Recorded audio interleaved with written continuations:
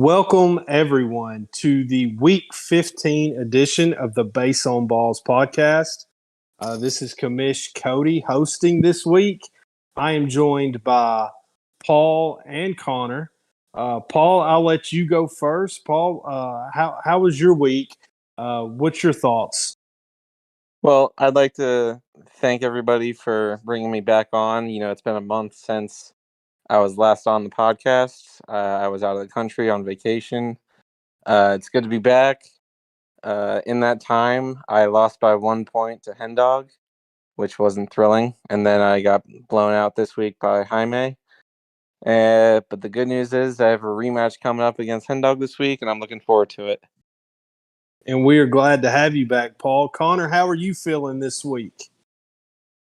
I'm feeling very good. I won a matchup against Dave that I wasn't expecting to win, and I know next week is going to be tougher facing the undefeated team in the league, but I think I've proven that my team has some good assets that hopefully can get me going for the future. Absolutely. And this was a long week with the All-Star break extended period. It's been 2 weeks since we've had a podcast. So it's awesome to get back on here and, discuss the league and where things are headed. We will jump right in to the Week 15 matchups. I believe I don't know that many of us predicted this matchup to be the game of the week, but I think we can all agree it was. The Rocky Mountain Vibes take down the Bismarck Larks 1,087 to 1,047. Connor, I'll let you go first. What did you see in this matchup? I think Bracton did some minor selling before this match, so we kind of assumed that Bry was going to have a bit more separation here, but Bracton's team, is still a little bit younger, and they definitely had some upside this week. Henry Davis with 86 points. That was a recent trade acquisition that did really well. Nolan Gorman with a 70 piece. Alex Bregman, a kind of controversial trade pick that I'm sure we'll get to later in the podcast, had 34. 544 points total. That's a very competitive number for an extended week. And then the streaming was good, but Bry's streaming and just general team did too well. Almost 700 points offensively is going to carry in any extended week. Josh Naylor with 36. I've had my eye on him for a while. Very effective pitching. So I think the Vibes definitely had a rough stretch, but they're looking to compete in the few weeks ahead. Yes. For me, hold on just a moment. Sorry about that, everyone.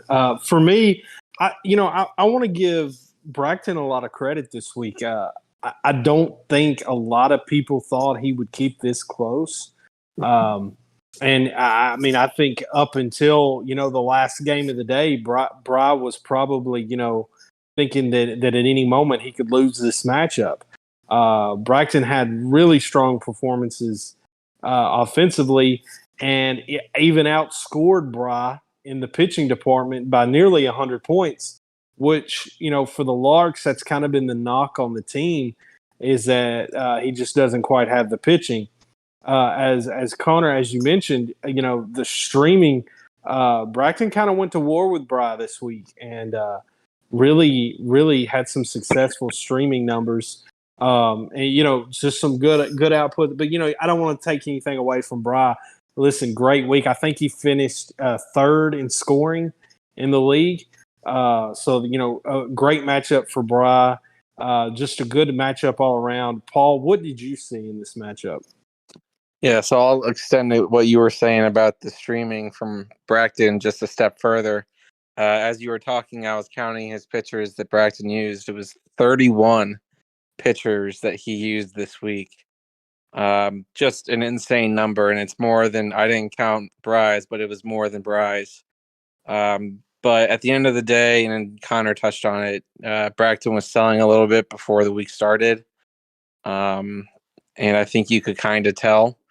At the end of the day, Bry's hitting outscored Bracton's by 123. I mean, it's a longer week, so that number is exaggerated a touch. But I mean, a Stephen Kwan just shy of 100. You have Rafael Devers with 78, Matt McClain 74. These are guys that have been doing it all year and are pretty household names, I would say, for Bry, and it's just outclassed and outmatched what Bracton was able to do. I mean, he's got good players too, obviously. Vlad 74, all these guys that are doing pretty well. But I mean, Henry Davis out of nowhere, 86 points, great catching prospect. But it's kind of what are the Bismarck Larks doing to me? Like what's their direction for the season? Because I mean, Bracton's tied with me for that 7th seed right now, with Smell just the game behind us. So with the selling, is he punting for this year? Is Bracton punting, or is he going for it? I guess time will tell. Yes, it is going to be very interesting to see. Kind of the 7th seed absolutely up for grabs right now. I think it's a 3-team race for that 7th seed, and it's going to be really interesting to see which one of those teams want to jump out and get it. With that being said, we will move on to the Tampa Tarpons and Norfolk Tides matchup. Jaime took down Paul 991 to 841. Paul, I'll let you go since it was your matchup. I know it's disappointing to lose. What's your thoughts with this matchup? Yeah, disappointing. I kind of saw it in the writing on the wall a little bit going into this week. Just 673, just 474 in hitting versus hitting. Literally the difference in the matchup. Jaime's got a great rotation of bats, and it just outmatched me. I mean, 116 points from Freddie Freeman. I'm not sure how I'm supposed to be able to beat that.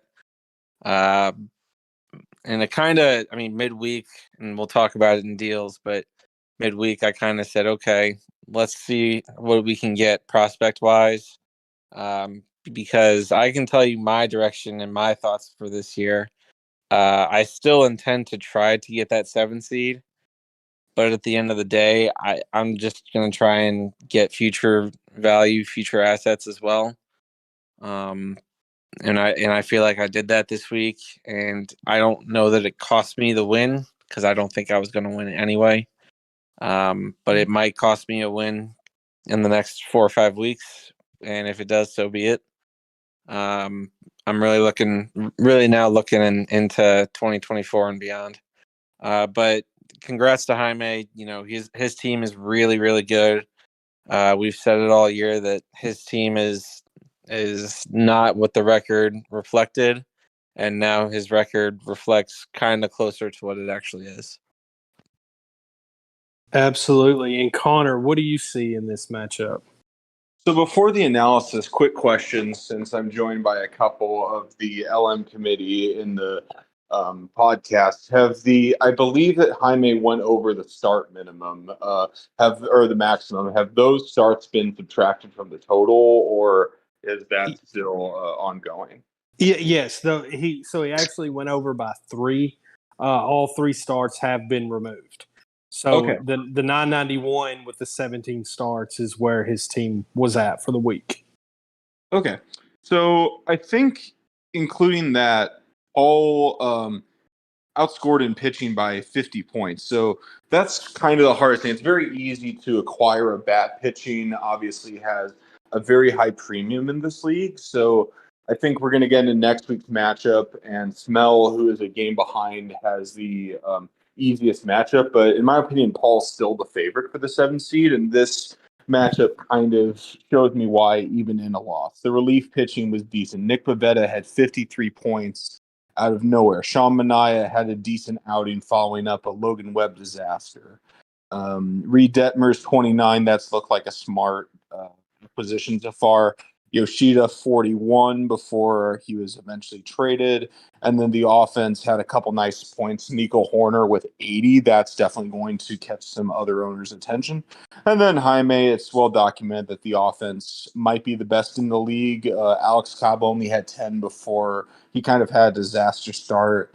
Lance Lynn with 20. Bobby Miller, he got some great pitching depth with the Millers and Gavin Williams. So I think that's going to help him well in the playoffs. But I think the key is, are the Tower Ponds pitching going to improve, and how is Paul going to rebound in the next couple weeks, as a lot of teams are fighting for that 7th seed. Yes. When I look at this matchup, I think I see, and I don't think Paul will disagree with me when I say this. I think I see one team that played to where they are, the Tar Ponds. The scoring from the offense, the scoring from the pitching. This is about where I think Jaime's team has been kind of week in and week out. And I think for the Norfolk Tides, for Paul, I think, this is a little bit of a disappointing week. I think that this team is definitely capable of outproducing the 841 points over the extended week. As Connor mentioned, Nico Horner with 80 points, just fantastic. Some good productions pitching wise that he had. I think he actually outscored the Tar Pawn. He did by 50 points.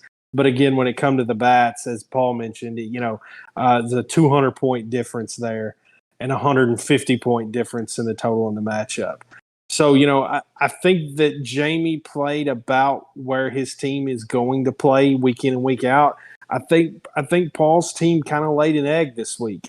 I think that's good for Paul. I think, if his team was hitting on all cylinders and he lost by 150, you kind of feel like, okay, I can't really compete. But I think, this team can be better and play better. And I know for Paul, I know what he's thinking right now. We say that every time he loses, and but I agree with Connor. I think that the Tide are the favorite for the 7th seed. And I think it's because of pitching. I think Paul's team has better pitching than Bracton or Smell. And that's why I give the advantage to Paul when it comes for that 7th seed. But there's still some time. Well, go ahead, Paul. Let me say one more thing just to echo, because you guys are hitting, exactly what I've been thinking. I just didn't want to be the one to say it. I got 42 points this week out of Andrew Benintendi versus the 34 points I got out of Julio Rodriguez. So, obviously Julio had a bad week this week, a down week. So to your point, I do agree that, my team slumped this week.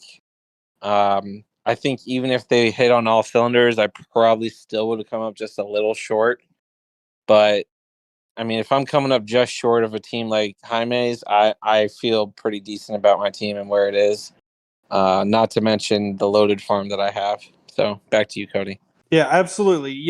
Like you said, J-Rod's going to be better than 34 points across 32 at bats. That's going to get better. Verdugo's going to play better. Colton Cowser's going to get going. Andrew Vaughn's going to get healthy. There's definitely some points left out there that this team can achieve. And like you said, I don't know that you would have beat Jaime, but it would have been close. And if you're close with Jaime, I think that kind of tells you where your standing is in the league. So, I think moving forward, I think, it'll be interesting to see, what the Tide, the Larks, and the Chihuahuas do because, they're all right there kind of bunched up together. I think after this week, we have 4 more regular season matchups. So that means 2 weeks until the trade deadline. So it's going to be interesting to see kind of where those teams go from here. Moving on, Connor, we're going to highlight your big dub this week. The Sod Poodles defeated Dave's Red Wings 760 to 652. Connor, I will let you go. How are you feeling after getting the big win this week? I'm really pleased by it. Dave's a fantastic GM who came in, I think, a month into the season and has really made some smart moves to initially win now. And then as it became clear he wouldn't have the playoff picture, maybe do a little bit more retooling, but I outscored his pitching by about 40 points, which after weeks of having trouble there was a really nice sight. Clay Holmes has 30. I've been putting him on the block aggressively, and maybe that'll give him a bit more attention. Brady Singer had, I believe, 50. Yeah, 55. That's very helpful. Cutter Crawford I got for worst, and he's put up 41 points, and I believe it was 2 starts, one of them being rained out. And then the hitting, that's been a good spot for me all year, so not much to talk about there. But Dave, I think, had a really impressive showing as well. Carlos Correa had 61. Byron Buxton had 27, a 2-homer game against the Athletics. Riley Green, who was injured for 2 months, had 42. So overall, 423 points from Dave's offense, a great showing and a good matchup. But I'm glad my team was able to pull it out. Absolutely. And Paul, what did you see in this matchup? Yeah, the one highlighted player I'll say from Connor's team, Brady Singer, former Norfolk Tide, 55 points, pretty good. 2 starts, obviously, but looking at his last 5 starts, he's had the lowest he's had is 23 points, except for one blow up against Cleveland. I mean, the question is Brady Singer kind of starting to turn the corner a little bit? And if he is, that's a big get for Connor, a guy that can kind of lead the charge in the rebuild in terms of pitching. 490 points from your bats, a lot. Jake McCarthy, 35. Alex Kirilloff, 75 points. That's pretty solid out of nowhere a little bit. But as for Dave, Connor already hit on it. He's hitting his rebuild pretty hard right now. Spencer Torkelson, the cast off from Bracton, 63 points. He's got to work on the pitching, and 229 points in an extended week it's not going to cut it, obviously.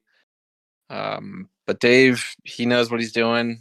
Of anybody I trust with a rebuild in this league, I think I would trust him the most.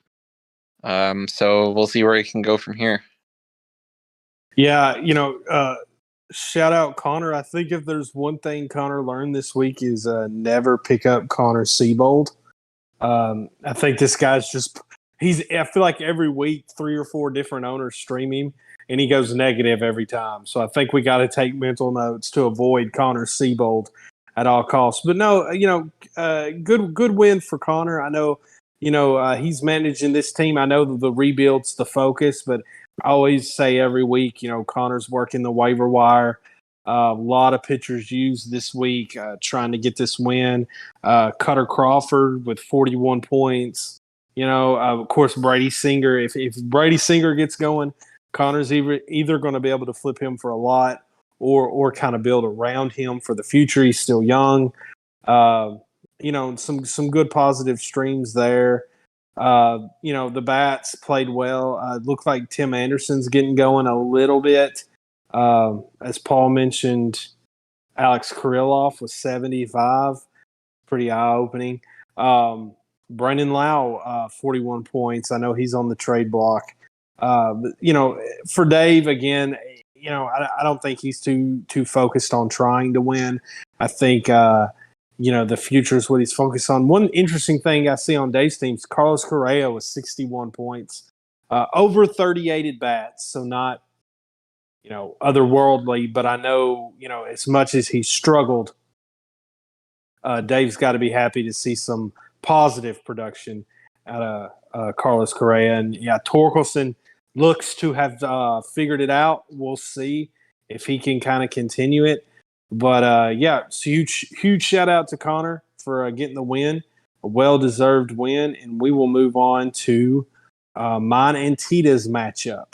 The Hot Rods defeated the Nashville Sounds 1,000 to 950. It was a close matchup throughout the week or the extended week. Paul, I'll let you go first. What did you see in this matchup? So shout out both of you guys for the nice even numbers in your final scores. Right. I love that. Yeah. So, but this is something I just saw, and it's very remarkable from Cody. 517 from the bats, 483 from the arms. That's about as balanced as it can get, especially over an extended period like this. Just really impressive. But obviously, Cody has the arms, has the bats, has it all. Has the depth, has the prospects. Well, maybe not anymore, but Maybe we'll get into it. But for sure. But just highlighting a few guys. Tyler Glasnow, 69, nice. 53 out of Williamson, a guy that I like a lot. I think I gave him to you actually, Cody. But Clase, Doval, he's got good bullpen. 75 from Devin Williams, 5 saves over this extended period. But then for Tita, Tita trades, as I call them now. I just came up with that just now, actually. But Schwarber, 73. Cody Bellinger, a guy that I basically told a lot of people, whoever had him at the time, to kick rocks on because I had no interest. Just shoved 2 home runs up at me this week. 79 points out of Justin Turner. Tita's really down on his team right now. He doesn't have a good reason to be, in my opinion, because his arms are there, his bats are there. They're not household names, all of them, but they're guys that just get good production. It was a tough trade with me this week, getting Pivetta, thinking he'd go bulk tonight, and it didn't happen for him. Other than that, he was in it until about 3 or 4 o'clock today. So I don't know when you're playing Cody, I'm not sure what else you can ask for. Just really solid performances out of both teams. Yeah, one thing, this week it's kind of interesting. I'm actually normally I'm always like, I didn't get exactly what I wanted, and I could find reasons for that up and down my team. But I will say I'm definitely happy to get the win against a really strong opponent like the Nashville Sounds. But one thing I'm excited about is I really faced the injury bug this week. I got bit hard. It was constant, day in, day out. Somebody's kicking a Gatorade cooler. Somebody's getting hit by a 103-mile-an-hour fastball in the hand. It was constant. Cedric Mullins pulled something that he's pulled 3 times already. It was just an insane week for injuries. And to be able to kind of hang on and kind of ride that out and get the win anyways, pretty proud of that. Shout out to my closers, 125, 130, 160. Off the top of my head, I think I had 162 points between my closers. That's good for 12 saves. That's arguably the difference in the matchup right here. The closers came in really, really clutch for me this week. Some starters did well. I'm happy with Matt Manning, who keeps pitching well. George Kirby, Tyler Glasnow, solid. Logan Gilbert, if I remember correctly, had one terrible start and one good start. Sandy, I'm still waiting to somehow right that ship. But, Gunnar Henderson, 82 points, and Austin Riley, 111 points. Really excited to see that production. As for Tita, man, listen, he's throwing guys at you like Whit Merrifield and Justin Turner and Yandy Diaz, and they're just racking up points. Kyle Schwarber with 73 points, 4 home runs against me this week. Justin Turner almost got 80 points this matchup. This team is solid. He's going to put up points every day. He managed this team really well. I had 342 at bats. His team had 369, and he actually outpitched me 2 out of 114 innings. He had 118 innings. So, Tita was throwing the kitchen sink at me. I didn't expect anything less, but I'm definitely happy to survive and get the W. Connor, what did you see in this matchup? So I think first I want to shout out Tita for getting a full 0 points out of Connor Siebold when every other manager got negative points. And that kind of highlights Tita's managerial skill. He will always make the moves needed. And one example I'd like to highlight, Cody kind of alluded to, Closers can sometimes be an afterthought in the league, and I know early in the season, Tito wasn't didn't want to go for high-priced closers. He paid a good amount for Camilo Duvall, traded him to Cody, and he got 48 points for Cody. He also acquired Carlos Estevez, who before this year I thought was a laughing stock for the Rockies, and now he is closing for the Angels and giving Tito 40 points this week. Some decent pitching from Tito as well. 24 from Jordan Montgomery, 40 for Seth Lugo, who wasn't even a starter before this year. 76 from Yu Darvish, who has since moved on in a trade I'm guessing we'll talk about. So Tito's currently, it was a good matchup. I think he's currently fallen to the 6th seed, but if I was a 2 seed, I know I wouldn't want to play him, and I'm sure whoever gets in that range or has to face him in the first round won't either. And then for Cody, I mean, he was hit with the injury bug, and some of the starting pitching performances were a little bit rough. Pablo Lopez only had 17 points, and I think a 2-start outing. Matt Manning had 1 rained out. Logan Webb looked terrible against the Nationals, and the team still scored 1,000 points in a extended week. So I think this team did show the reason and the importance of depth and why Cody was considered a favorite going into the season. Yes, and one thing I want to add for the listeners at home, we're not just ragging on Connor Seabold. 1, 2, 3, 4, 5, 6. Over his last 6 outings, these are his point totals: -23, 1, -7, -3, -17, and 0.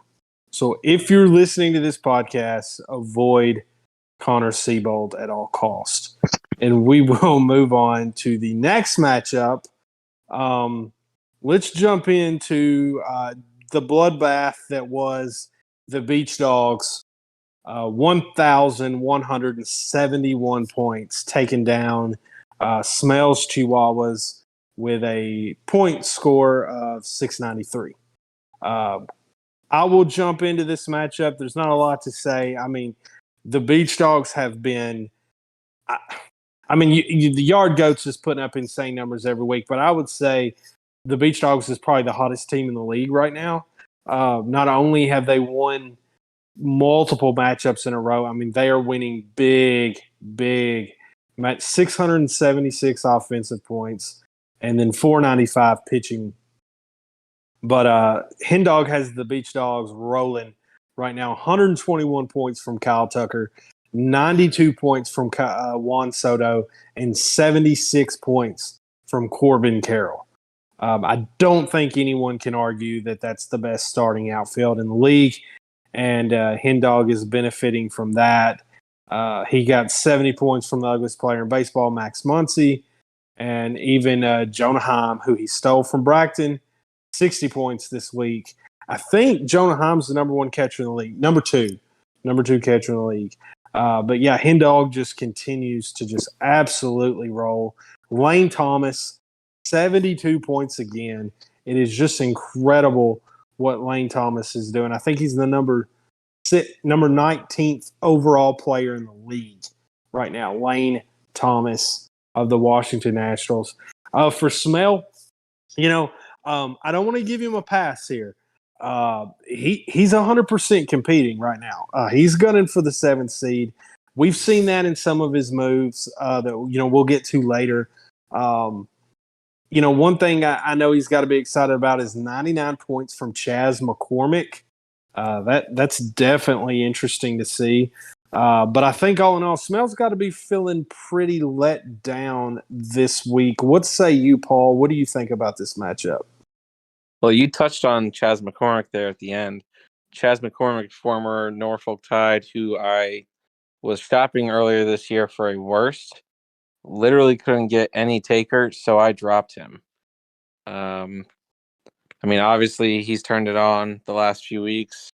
Long term, not sure he's a 99-point bat, but obviously had a really good week this week.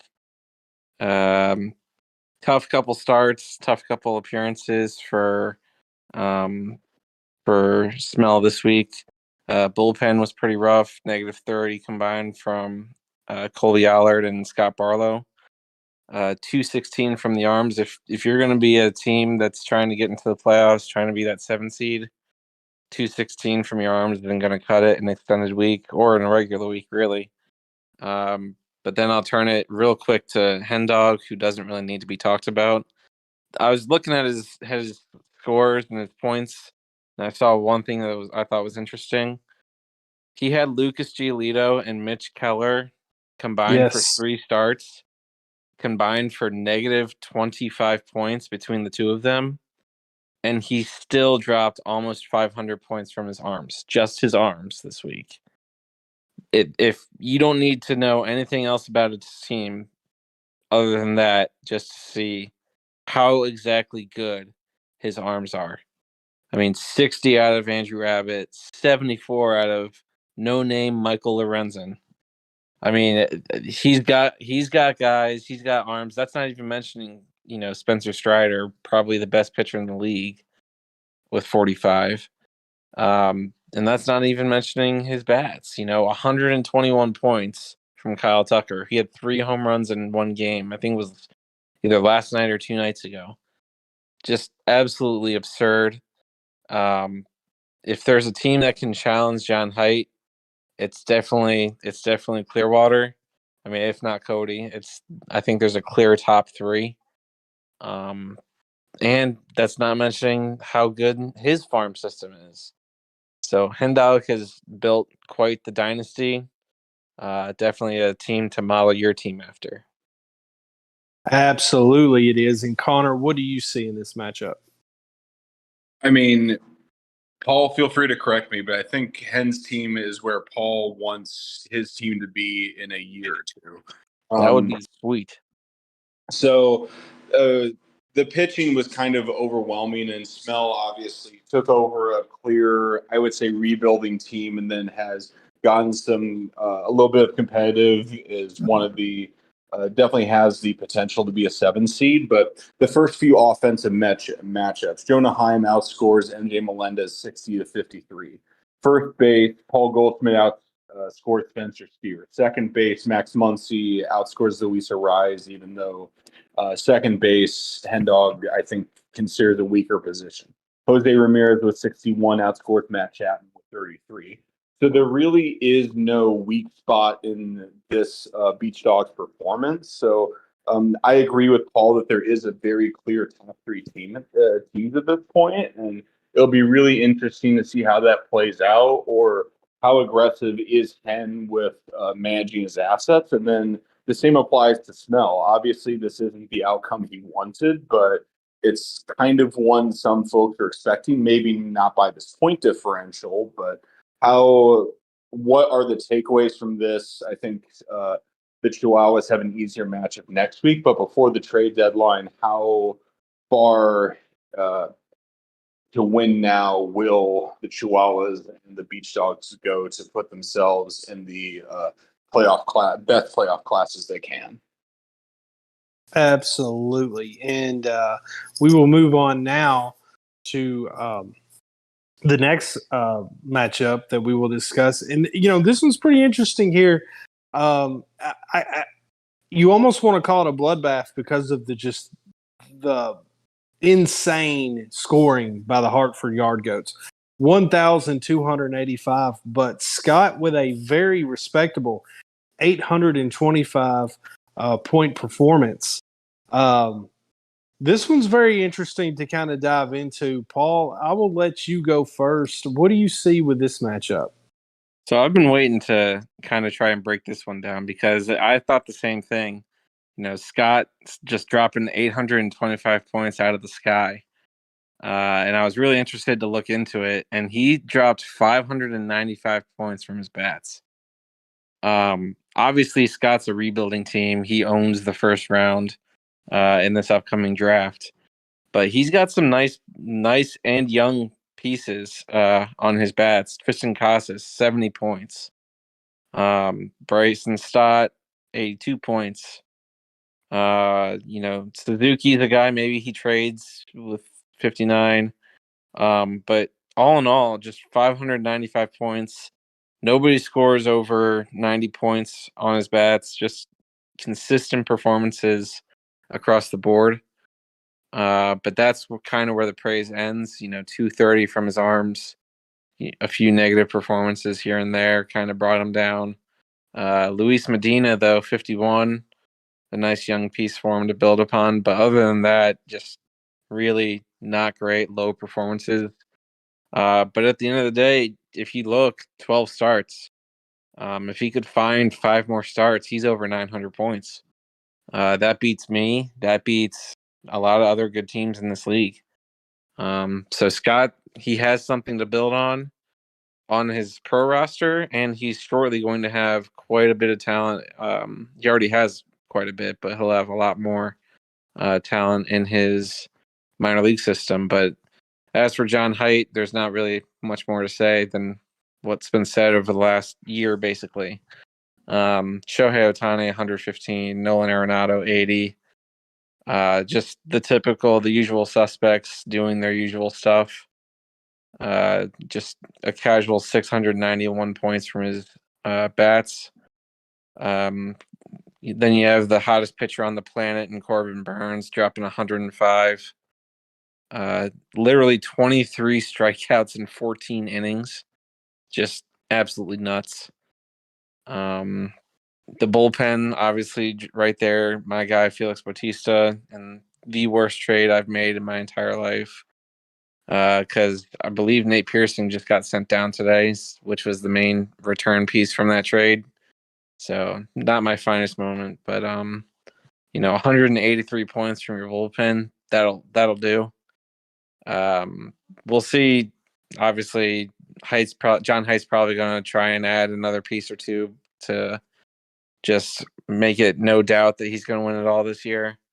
But I'll be interested to see exactly what he wants to target, because I'm trying to find a weakness on his team and I really can't see one. So we'll see what happens. Yeah, I'm going to actually kind of pick on Ohtani a little bit. 115 points in an extended week, it almost feels kind of low for him.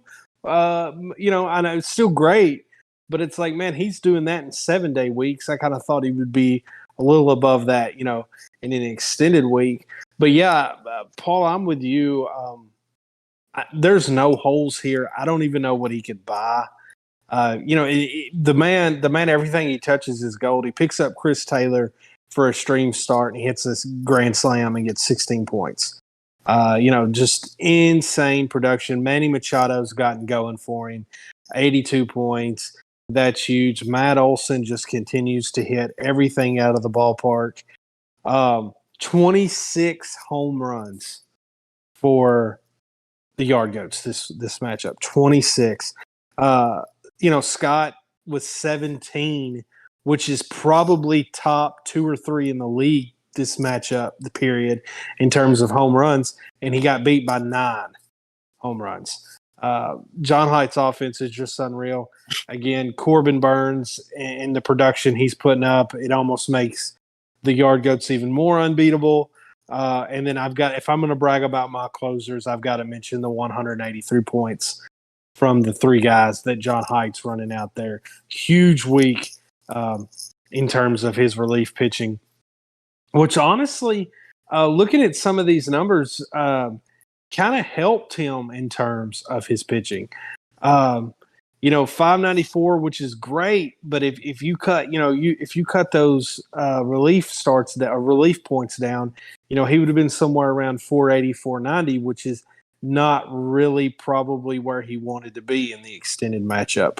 But anyways, regardless, Yard Goats continue to just eye-popping numbers every week. And as for Scott, no moral victories, but 825 points for him this week was definitely kind of eye-catching there. CJ Abrams, I think having quietly one of the better seasons. He's moved into the top 10 among shortstops. 10 home runs, 19 stolen bases. Good slash line. He's getting on base. Doesn't walk a lot, but still just 22 years old. Really having a good number there for Scott. A good season there for Scott. The offense played well, but again, the pitching at 230, whether you're playing John Haidt or not, in an extended week, 230s just probably not going to get the job done. Connor, do you have any thoughts on this matchup? I mean, I think the bats are the first thing that stands out to Scott. I do want to point out that he led Height 11-4 in stolen bases, which isn't the first category that comes to mind for offensive excellence, but that is certainly going to contribute. Josh Naylor with 57, incredible. Tyler O'Neill had 22 points in 10 at bats. He recently came off the injured list for the Cardinals, and if they sell him or he gets a better role in a position where he's not hitting like sixth or seventh every game, I think that's going to be a really good piece he could turn around. Seiya Suzuki at 59, that's great deadline material. And then for the pitching, I mean, Adrian Hauser with 30, Luis Medina is an Oakland pitcher who I think has had control issues, but when he's on, he's on. So 51 points in 2 starts for a team that will never get you wins is terrific. And then for John Height, obviously, I do want to give him credit for continuing to manage or stay on top of things, even though he has one of the most loaded rosters. Jeff McNeil, who has struggled hard, got at bats. Corey Julks got some at bats for an undefeated team. Who would have guessed that at the beginning of the year? Kevin Kelly and Jacob Junis got time. And then shout out Eduardo Rodriguez. I have a trade stip with Homco of him getting 325 points, and now he is over 350. So I know I'm not going to owe a worse at the end of the year.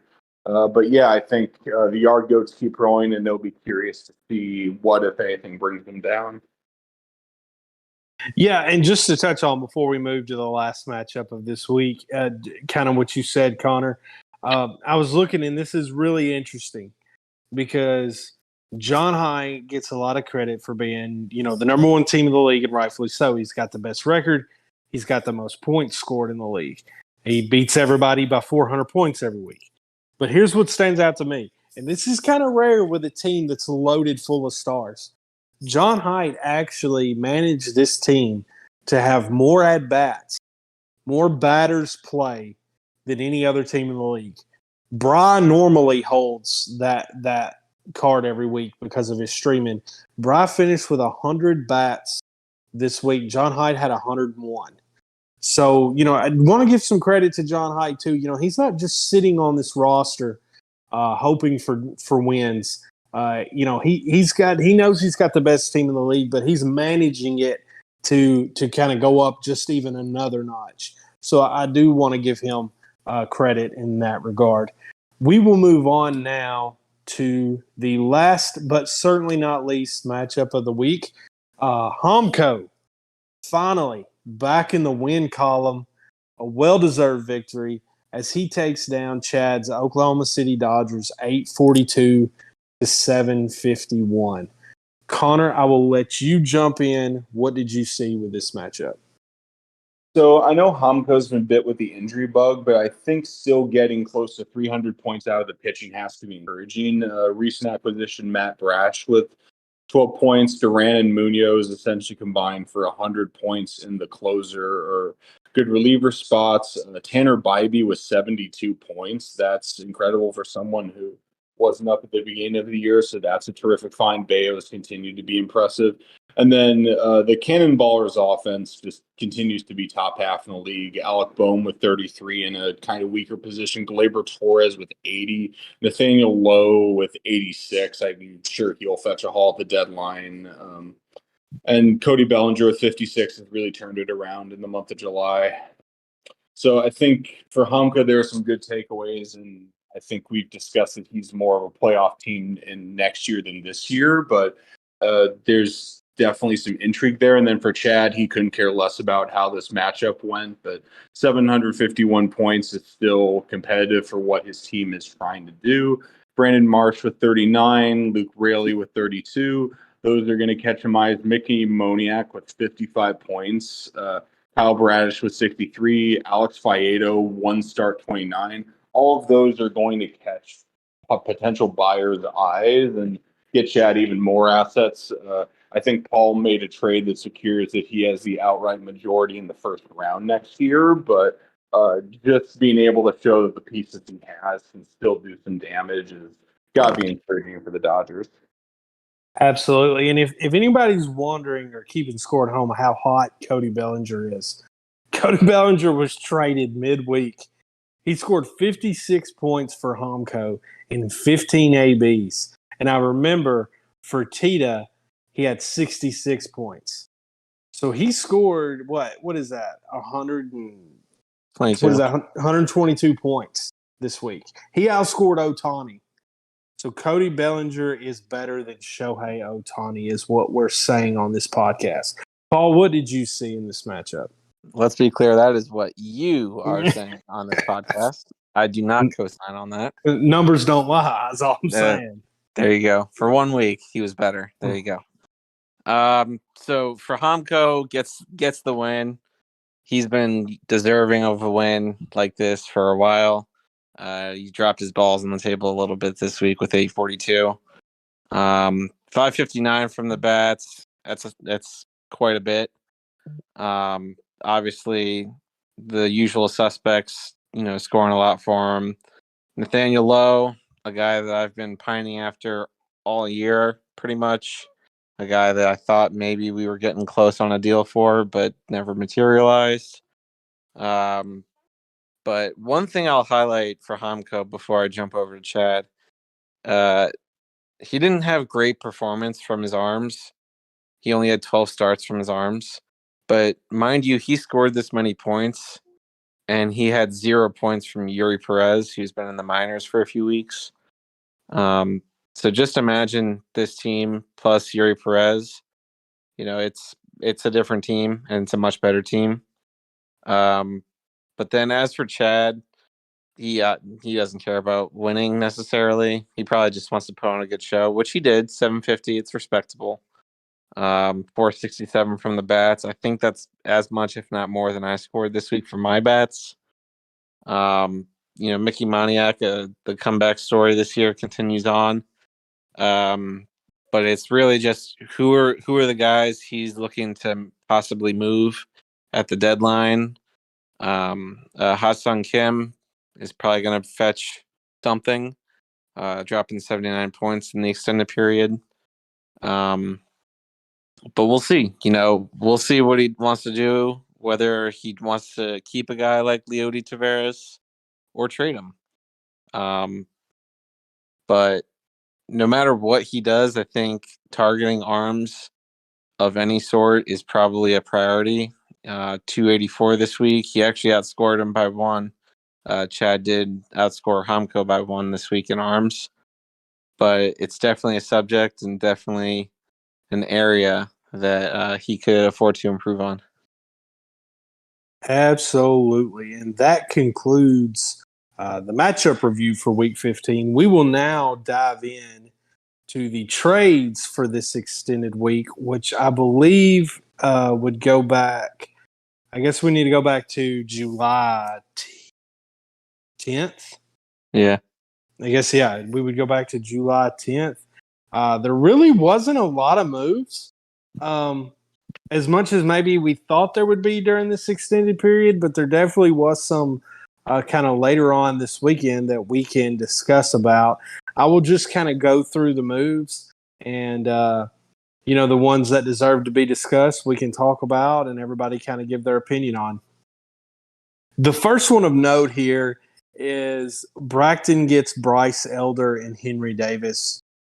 Cody gets Edward Cabrera, TJ Friedel, and Logan O'Hoppe.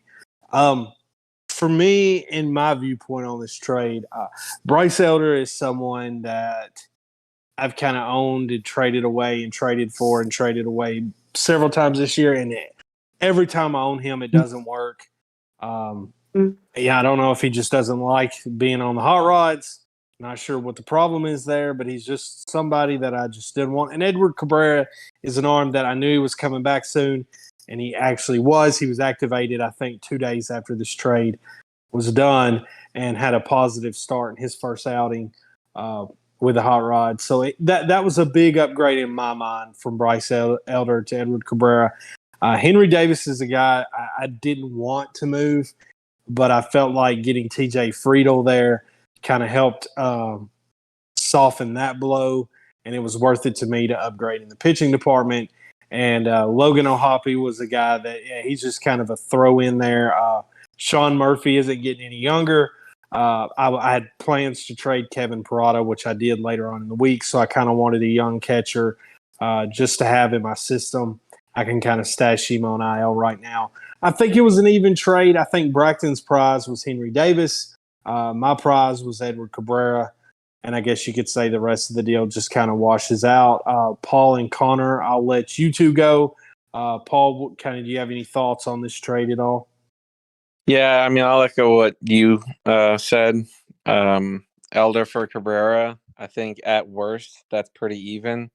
Personally, I would favor more towards Cabrera. If we're comparing catcher to catcher, Henry Davis is a better catcher than Logan O'Hoppe, but not by a ton in my mind. Obviously, O'Hoppe's been injured this year, but long term, I like O'Hoppe quite a bit. And then TJ Friedl just kind of sitting there free, in my opinion. And TJ Friedl, former Norfolk Tide, one of the many Reds that I've owned, that I've moved, that I regret moving. But all in all, Bracton got 86 points out of Henry Davis this week, so I can't imagine that he's upset with the trade. But long term, I kind of favor Cody's side on this. But it's just personal preference, I guess, on how much you like Friedl versus Davis versus Cabrera versus Elder. So all in all, it's a trade I think both sides come away pretty happy with. Yeah, and one thing I want to mention before we go to Connor about this trade is when I made this trade, I had no idea that within 48 hours I was going to lose Kelenic, Adolis Garcia, and Cedric. I think at that point I had lost Cedric Mullins, but I hadn't lost Adolis and Kelenic.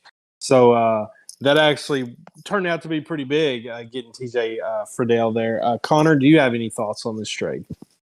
Yeah, I think even after we know that Henry Davis scored 80 points this week, it doesn't change my mind in the fact that Cody just may have gotten better assets in this deal. Edward Cabrera has some health issues, but is just looked like an electric factory when he's been healthy. I don't know how to evaluate TJ Friedl as a long-term fantasy asset with all the Reds hitters, but the fact that he's currently hitting leadoff on one of the better offenses in the league has to be terrific outfield depth for a team that's top 3 in the league. And then O'Hoppe is a very talented player who just happened to have a freak injury and I think could be helpful going forward. So, yeah, I think Cody does win this. Bryce Elder's performed in some ways, but seems to be turned into a pumpkin a bit more the last 3 starts. But I think Bracton's happy with how much Henry Davis helped giving Bryce a scare and maybe helped his aspirations for the 7 seed going forward. Absolutely. And Bracton's not on this podcast, but I do want to chime in to say that his viewpoint on that was Hoppe went down really early in the season and he had gotten no production from catcher whatsoever. And he was motivated to make this trade to get a catcher in place that gave him some production. And then Henry Davis proceeds to score 86 points for him. So I think both owners were happy with what they got. The next trade, I'll hit on this one real quick. Connor gets Javi Baez. Cody gets CJ Cron. For me, I didn't want to own Javi Baez anymore. I'm pretty sure Connor didn't want to own CJ Cron anymore, and we swapped them. Connor, any quick thoughts with this one? So I dropped Javi Baez, and Cody picked him up. So initially I thought, oh, wow, I'm literally just going to trade essentially a worst away or whatever. But CJ Cron was eventually dropped because Cody got, quite frankly, better hitters that we're going to touch on later in the pod. But I got an asset that's 3 years younger than Cron, and now I feel less guilty about dropping him if I want to stream an awesome reliever or something else comes up. Absolutely. And the next trade we will talk about is John Haidt just won't quit. He trades for Giancarlo Stanton. He traded Helio Ramos, Ambrios Tavares, and Axel Sanchez. I'm pretty sure that's probably 3 worst for Giancarlo Stanton is what he paid. Paul, any thoughts with this trade? Not particularly. I know who Ramos is. I know who Sanchez is. I don't really know Tavares, so I mean, unless I just have a major blind spot, I'm just assuming he's a worse. That's probably about right for Stanton. 3 worse. Just another depth piece for John Haidt. I'm sure he's thrilled about it. Plus, he's a Yankee. Yep. And Connor, any thoughts on this trade?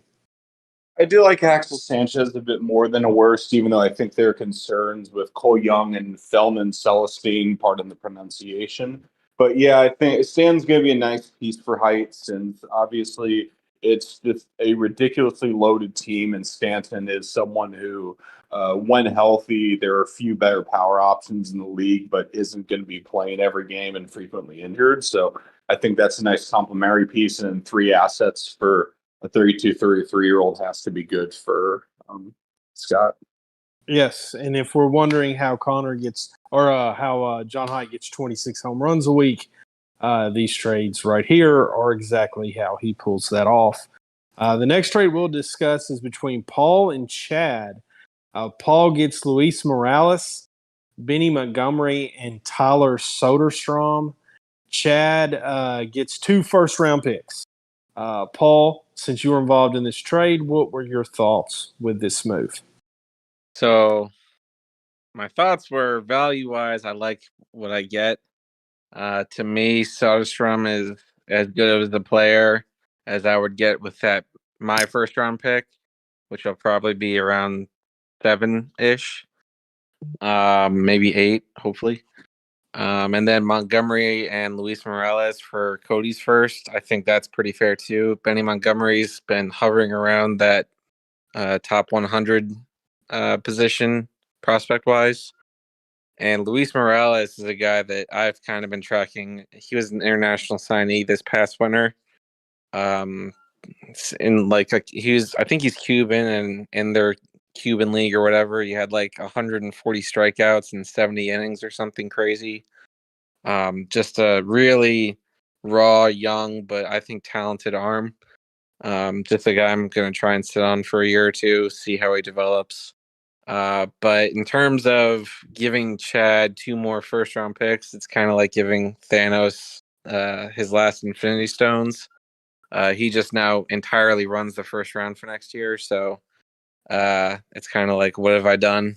Because now it's basically the Chad show when February rolls around. Absolutely, it is. And Connor, any thoughts with this trade? I love this trade for both teams. Chad gets an outright majority of picks in the first round. So February 1st, 2024 is going to be a terrific day for the Dodgers. And then I agree with Paul's analysis on Soderstrom.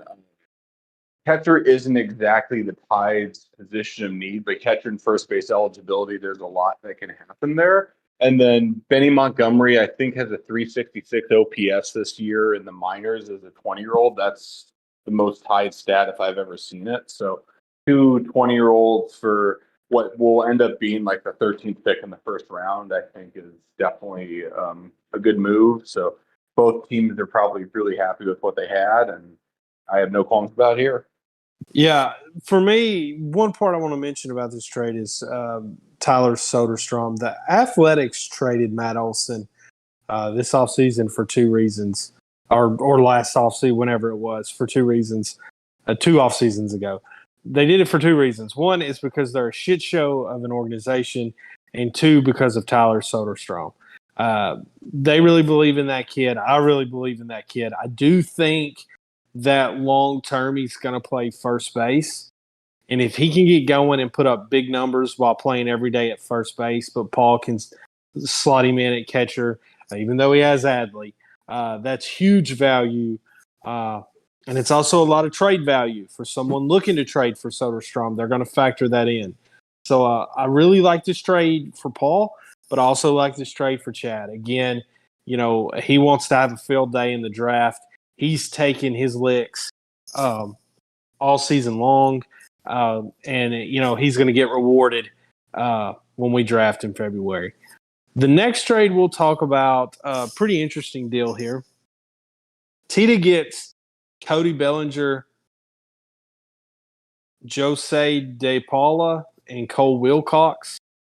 Homco gets Matt Brash and Vinny Pasquantino. Vinny Pasquantino has been passed around quite a bit. This guy would be untradeable if he was healthy, but he's hurt. He's gotten moved quite a bit. Tita gets, who we've talked about, an absolute home run in Cody Bellinger. Paul, what are your thoughts with this trade? Well, let me also say, if Vinny Pasquantino was ever traded to the Norfolk Tides, he would not be as tradable as he has been. To me, Vinny Pasquantino is a top 3 first baseman in this league, and I do not say that lightly. He is exactly what you look for, in my opinion, in a first baseman. He hits a fair amount of home runs. He doesn't strike out. He walks quite a bit, and he hits for high average. In a points league, it's really tough to beat unless you're like literally Acuna or even Vlad, or maybe even Matt Olson. But anyway, in terms of this trade, I like it for Homco, not just because of my love for Vinny P. I'm not super high on Cody Bellinger. I know what he did this week, but I view that more of an outlier than reality for him. DePaula is a good prospect.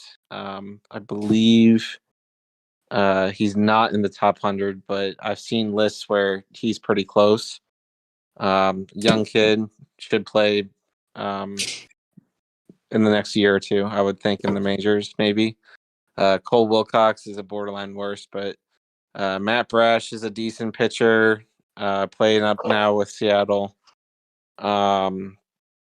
But to me, it's Vinny P over Bellinger, and DePaula, and then Brash for Wilcox. Tita didn't get hosed here. He got what he needed out of Bellinger, and certainly in the short term. I'm not sure about the long term for him, but overall, I think it's a fair deal both ways. Yeah, and one thing I'll mention for Tita, to me, this was a super win now move. Tita really needed to win this week, and he was very, very close to doing so.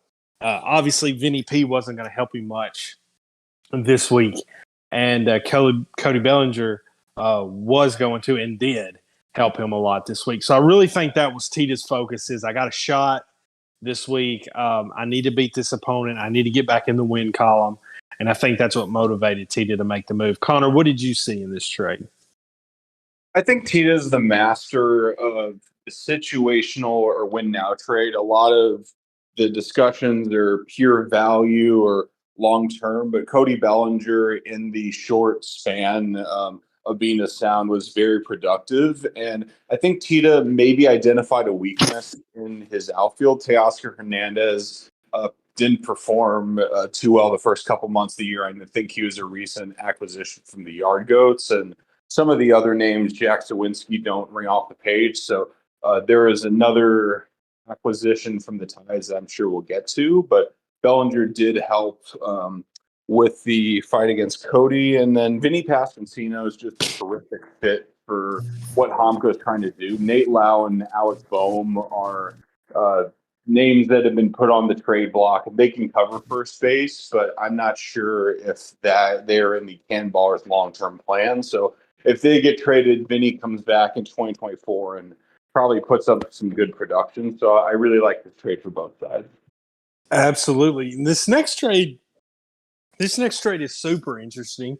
Tita gets Masataka Yoshida. Paul gets Ricky Tiedemann and Tamar Johnson. Paul, since you're involved, I'll let you have the first slice of the cake here. What were your thoughts with trading Yoshida here?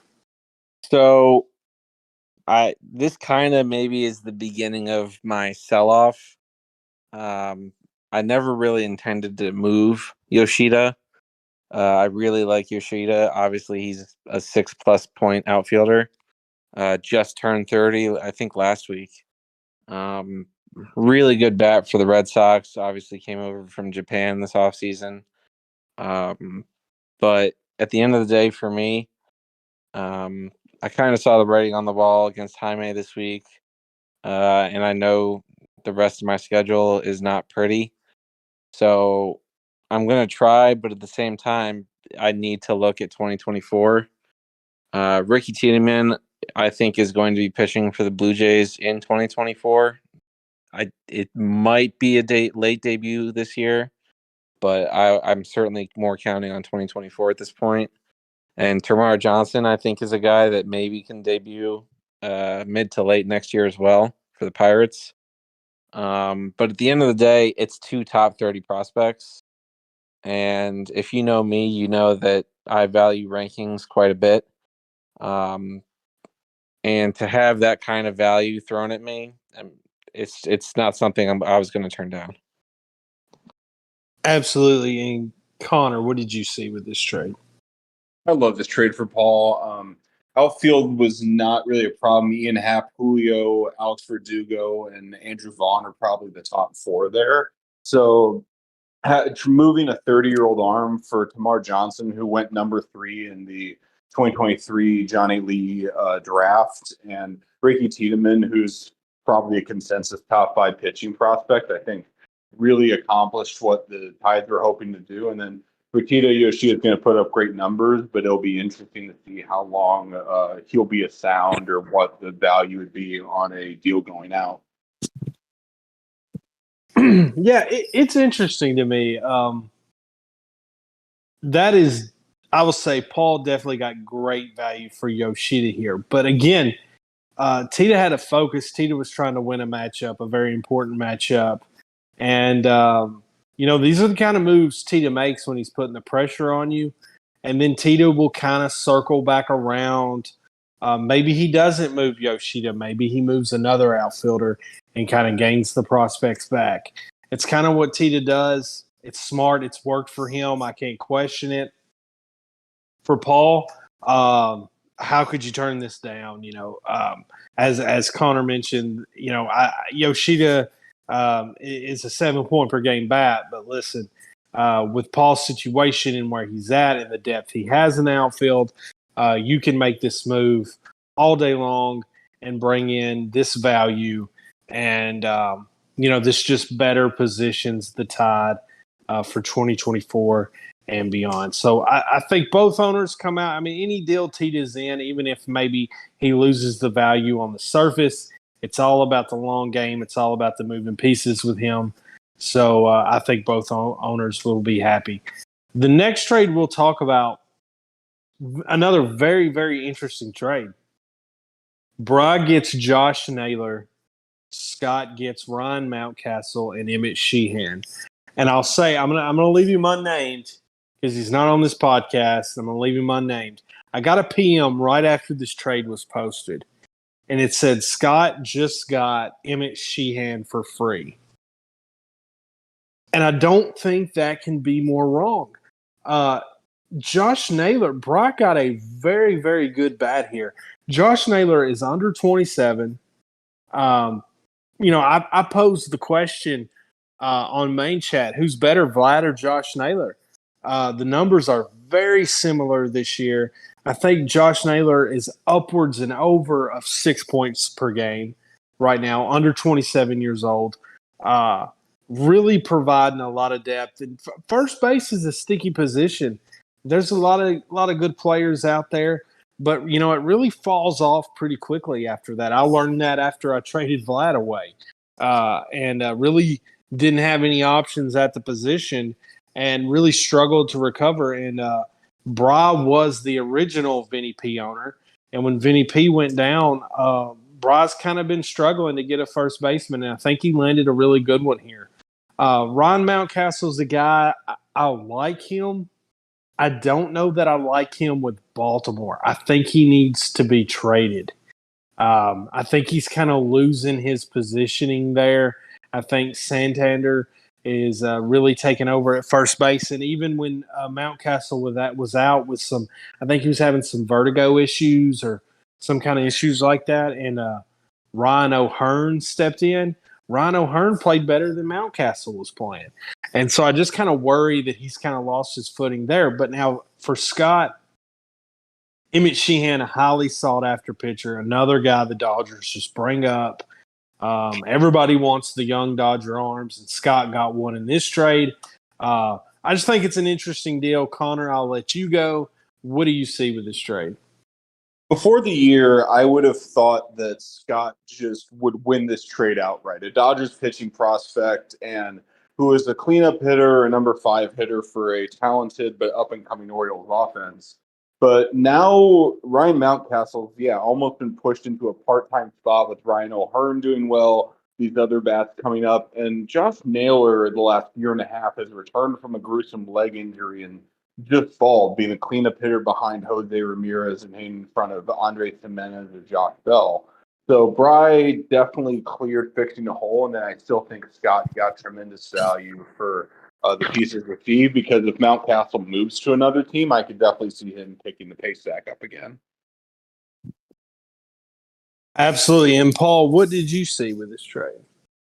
Yeah, you don't have to say who it was that messaged you and said that they got or that Scott got Sheehan for free, because that person probably was time traveling from like March.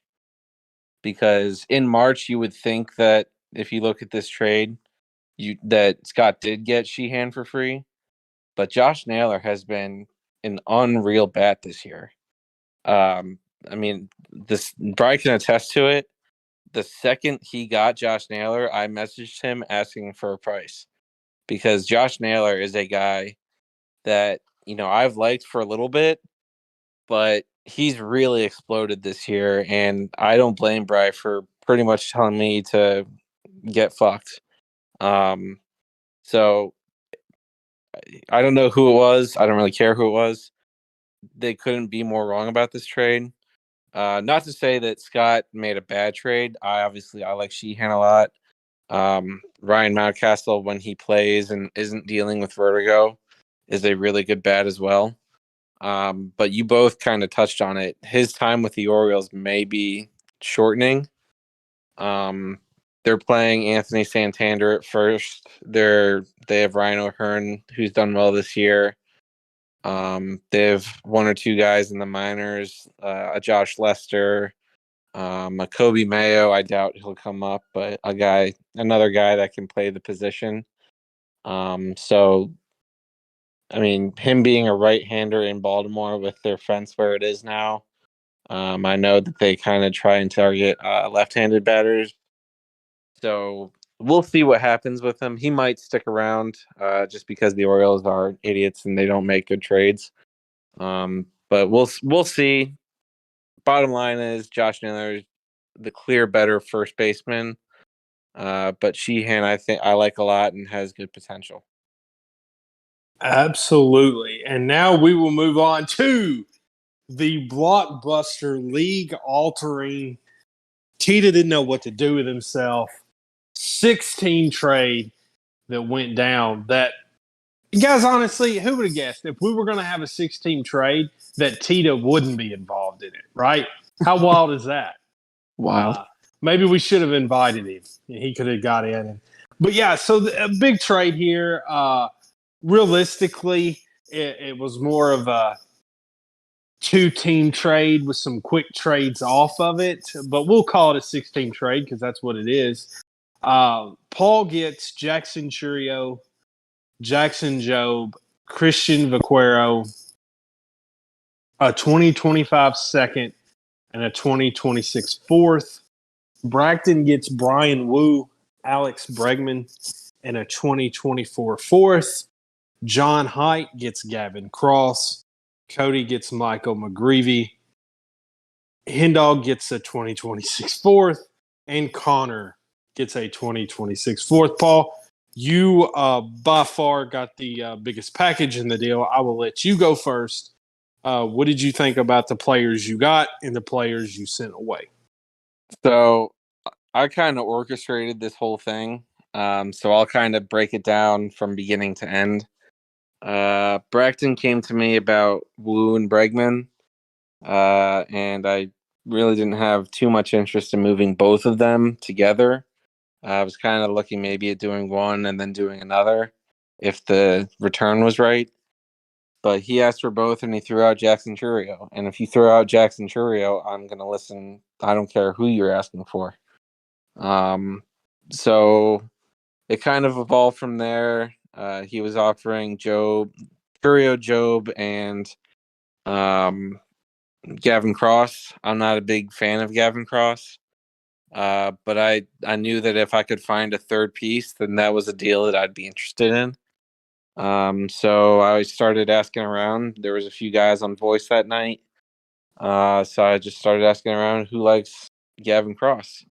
And John Haidt said that he did. And I said, okay, so who can we get? Who can you give me for Gavin Cross if I were to get him?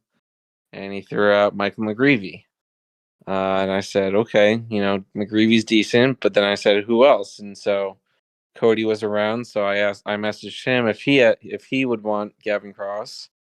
And he said, yeah, sure. And so he had offered Christian Vaquero, who I had previously owned. He's an 18-year-old outfielder for the Nationals. Really toolsy, but really raw and young. But a guy that I think can shoot up the rankings over the next year or two. So it, talks kind of fell back and forth. Cody also liked Michael McGreevy. So it ended up that he would get him. John Haidt would get Gavin Cross. And I got Vaquero and a second. And then since it became a 14 deal, Hendog was on the call and he said he wanted in. So he and Bragton just swapped 4th-round picks. And Connor was in there too. And so we invited Connor to get in on it. So me and him swapped 4th-round picks, both in 2026. So it's on paper, it looks like this huge, massive deal. The reality is it was, me, Bragton, John Haidt, and Cody. We kind of were the central players that we kind of just extended out just for fun, just to make the post look ridiculous, which it does. But for me, breaking this trade down for real, between me and Bragton, obviously I like Bryan Woo a lot. He's a pitcher that I didn't really have too much interest in trading. But at the end of the day, if you're gonna throw Jackson Chourio at me, I'm gonna most likely listen to you, if not take your deal, because he's the number 2 prospect in baseball. Number 2 to Jackson Holliday, who I also own. But between Jackson Holliday, Jackson Chourio, and Jackson Job, I might have to name my team the Jackson 5. Just between all these guys. But for real, Jackson Job, though, is another guy that I really like a lot. Kind of underrated, kind of forgotten about a little bit because he's had some back injuries. Detroit pitcher. He's at AA right now. There's rumors if the Tigers are going to sell off that he might make an appearance in the big leagues at the end of this year. But another guy that I think debuts in 24. Former top 100 prospect, a guy that, again, I really like. But at the end of the day, losing Alex Bregman's tough. Losing Bryan Woo is tough. But for me right now, it's all about getting younger and looking at the future. Absolutely. And Connor, break down receiving a 4th-round pick for a 4th-round pick. Yeah, of course I have to be selfish and break down my piece first. So I think that Bry's team is going down and Homko's team's going up over the next couple of years. So I'm very happy to potentially improve my pick odds over the next couple of years. But in all seriousness, I think Paul did a really nice job here. Now he has the premier top end prospect talent, I should say, some more pick assets where if Paul thinks that the 7 seed is attainable or he wants to get back to buying, he can reroute some pieces. Gavin Cross, I still think reasonably highly of. Michael McGreevy has kind of been moved around a bit because he was in a deal for James Outman that Haidt and I essentially had and then reversed a day later. So he's pitching AAA and can make an impact as early as later this year, early next. But I think, yeah, Paul, Cody, and Bragton are the main beneficiaries. We'll see if Bregman could help Bragton's playoff push, but I think Paul did maybe comes away as the initial winner here. Yeah, I'll touch on this real quick. We've done a lot of podcasts with Paul, and some of them after losses. And normally, when Paul loses, a little down in the dumps, a little not feeling too great about himself. I don't think Paul gives a shit about losing this week because this week he brought in Jackson Churio, Ricky Tiedemann, and Tamar Johnson. Some others through various trades, but let's be honest, that really changes the outlook. Oh, and Jackson Jobe, I'll put him in with that Thank too. you. That really changes the outlook for the Tides in the future, and I think that was more Paul's focus this week than focusing on the 7th seed, and it's hard to argue against that. For One more Bracton, go ahead. So, if I'm not mistaken, Paul, you got Brian Wu essentially for a then struggling Brady Singer. Yes. So you were able to acquire almost a decent prospect, and then within a couple weeks, treat him as if he was a top line starting pitcher. So that is just impressive asset management. Absolutely. Yeah, I wasn't gonna say that, but yes, that's and in me dealing Brian Wu, I knew probably after 1 or 2 starts of Brian Wu on my team that I could get more than what I paid for. I was just kind of trying to find timing to do it. And the timing kind of felt right. He had a bumpy start here and there, but overall was still really good. My fear for Brian Wu is because he's a rookie, because he's young, and frankly, because the Mariners are struggling just a little bit, that he might get shut down in early September. If I somehow do end up getting that 7 seed, I don't want to have to look at Brian Wu with a green flag next to his name while I'm trying to beat probably Cody. So that played a part as well. But I mean, the reality is it's Jackson Churio. I'm just going to make the trade. It's a full stop. But it does feel nice turning Brady Singer into Jackson Churio and Jackson Jobe. So that's kind of my analysis on it. Yeah, and I'll say too, because I like to talk about when I'm right, and I'll talk about when I'm wrong just as much. Me and Paul had a trade negotiation weeks ago. Maybe even over a month ago. And the basis of the trade basically was a 1-for-1 swap: Brian Wu for Jordan Westburg, and it got close. I think that's safe to say. I think if Paul wants to correct me and say it wasn't close, I think it was close. I think we were close to coming to terms there. Paul eventually backed out, said that he wanted to kind of sit on Brian Wu and see if he could get more. And I kind of thought Paul was making a bad decision there. I did not think that he would be able to get a higher end bat than Jordan Westburg, and proved me wrong. A couple weeks later, he lands Jackson Churio. So, and I'll speak to that real quick. You are 100% correct. That was by far the closest that I came to trading Wu. Prior to when I did actually trade him last night, or 2 nights ago, whatever it was. But for me, Jordan Westburg is a really good bat, really good prospect. I like him a lot. I really don't like him in Baltimore because he's a right-hander, and I had already discussed with Ryan Mountcastle my concerns. But yeah, I ended up not doing it because I said Brian Wu is a guy that he's going to have a couple more really good starts. He's only 23. He pitches for the Mariners. I feel like I can turn this into more than just one player, one good bat.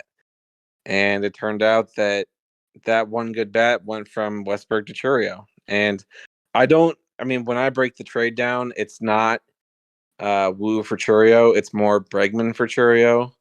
But it's really the package of Wu and Bregman for Churio and Jobe and Vaquero and the second.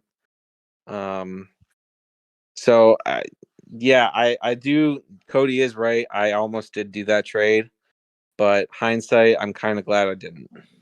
Yeah, for sure, absolutely. And like I said, I just didn't think. I thought, I think I'm really offering him something good here with Westberg for Woo. Maybe that was a good trade. I did not think you would get Churio for Woo when we were discussing that. It turned out where you did. And I think, Churio's been moved around quite a bit. I played with Paul for now, Paul, 15 years? We played 15, fantasy 16, 15. yeah. Yeah. Jackson Churio's probably home. So I think that the him being moved is probably over in my experience. But all in Yeah. all, Last thing I'll say, yes, you are correct. Churio is a guy because actually a little bit more behind the scenes. I PM'd John Height this morning, and I put together a massive package for Shohei Ohtani, including Jackson Churio. oh wow. He said no, and that's fine. I would say no too. You can't trade a guy like Shohei Ohtani, especially if you're undefeated trying to win a championship. Yeah. But because then he asked, well, is Churio available for somebody else? And I said, probably not. Churio is the guy that I'm going to treat like Jackson Holiday, where there's maybe 3 or 4 players in the whole league that I would move him for. So you are correct. Jackson Churio, at least until he debuts, is home. Yeah. And one thing I want to touch on, because I don't want Braxton to hear this and feel like we're just Brian Wu is a very good pitcher of he's a guy that will admit I was hounding Paul for the last week or two again to try to get. I mean, I would love to get Brian Wu, but mine and Paul's trade talks died down really quick when Jackson Churio was put on the table. And I think Paul can attest to that I did not even try to re-engage at that point. I was like, I'm not topping Jackson Churio, so I'll let Brian Wu, go somewhere else. But I will say, Brian Wu is a guy that I think is a top pitcher in this league. Moving forward, and I will agree that he probably does get shut down this year. I think he gets shut down before September. I think he gets shut down in the next 2 weeks, maybe. I think his season will come to an end. So yeah, but all in all, I think Braxton's happy with it. Listen, Bregman's a good bat. He is probably one of the most underrated players in this league. Not a lot of people love him, but he definitely produces well. And I know Braxton's got some hopes for that 7th seed, and this trade definitely puts him in a better position for it.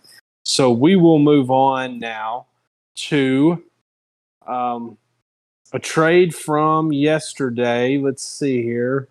Yeah, we'll hit on it. Tita gets Mike Soroka, Emmanuel Rodriguez, and Jared Jones.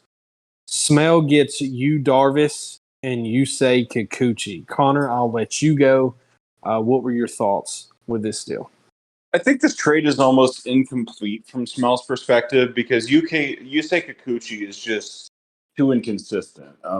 He's either going to give you a 40-point start or a -5-1.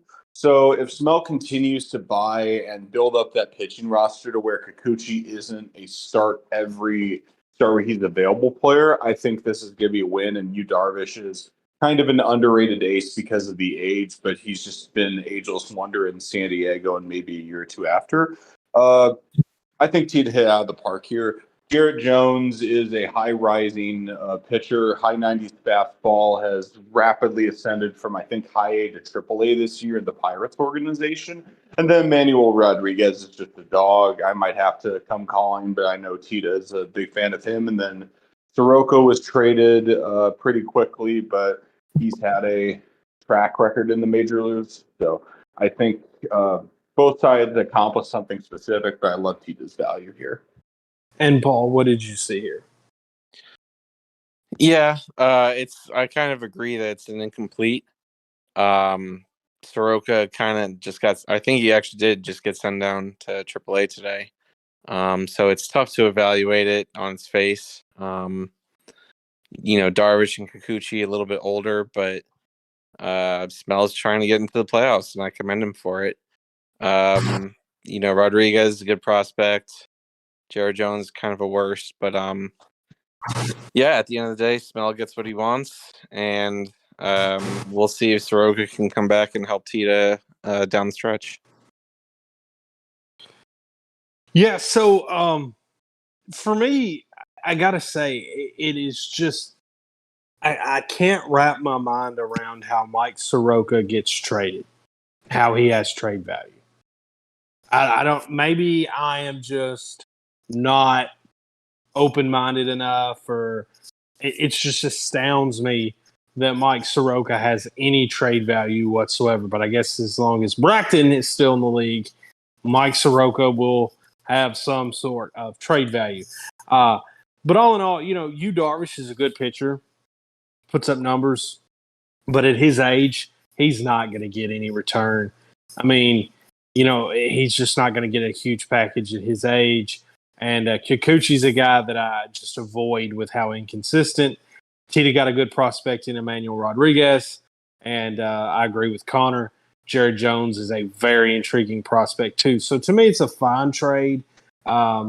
Outside of Emmanuel Rodriguez, I don't necessarily love any of these pieces, but interesting deal. We will move on now to Paul's trade of landing Ty France and Felnin Celestin.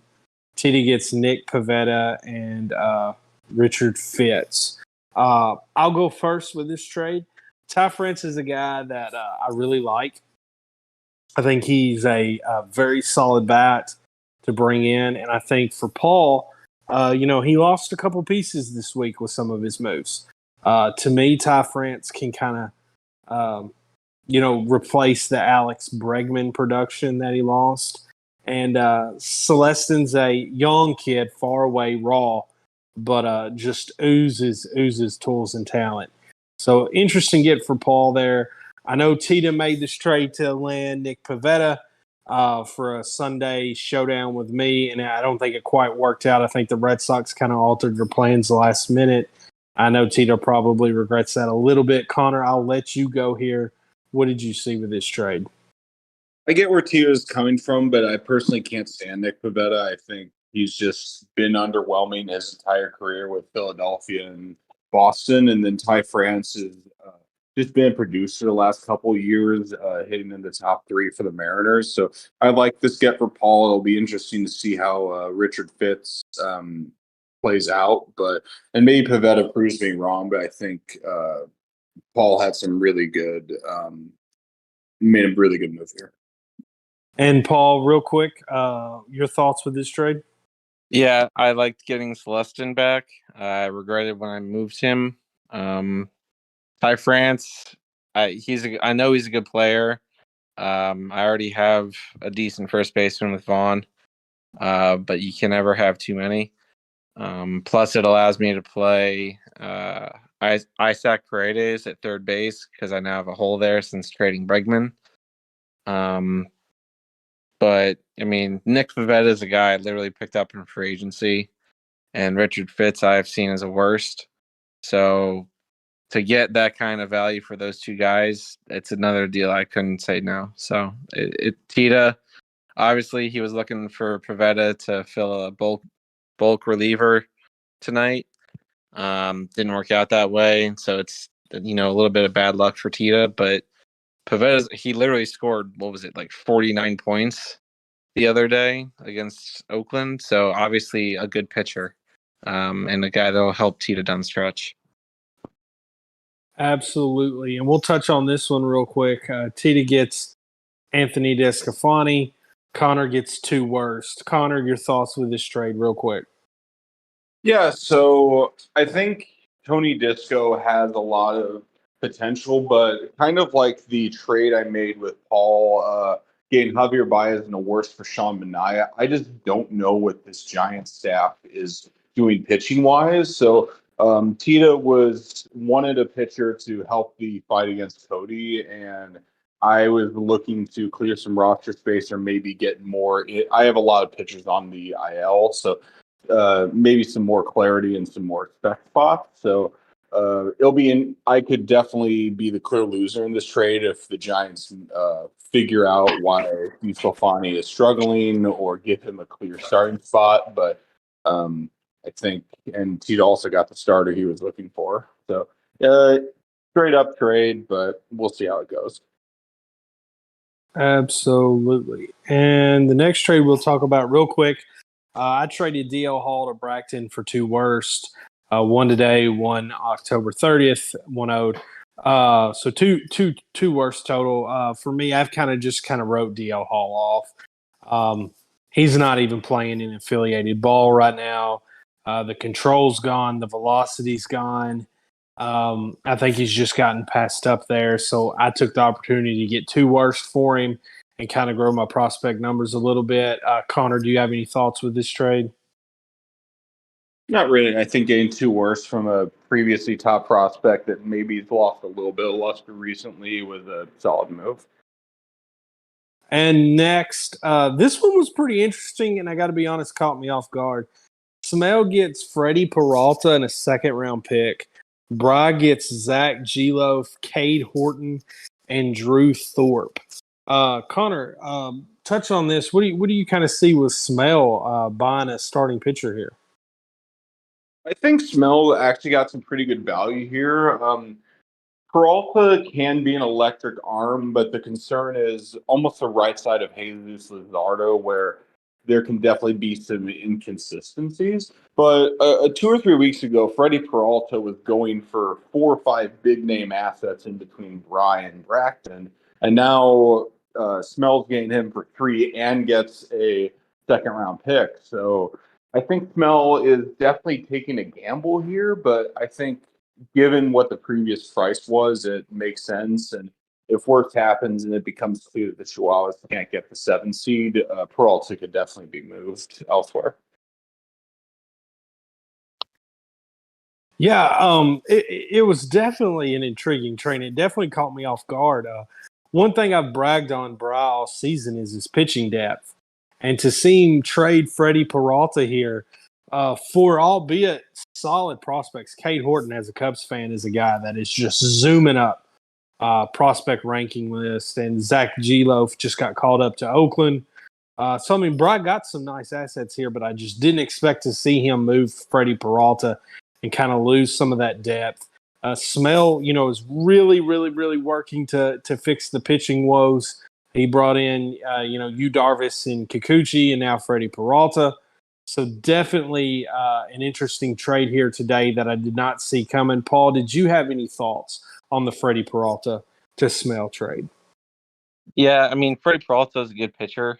Another former Tide. But Mel just keeps going for that playoff push, and he's identified pitching as a weakness, and he's trying to solve it.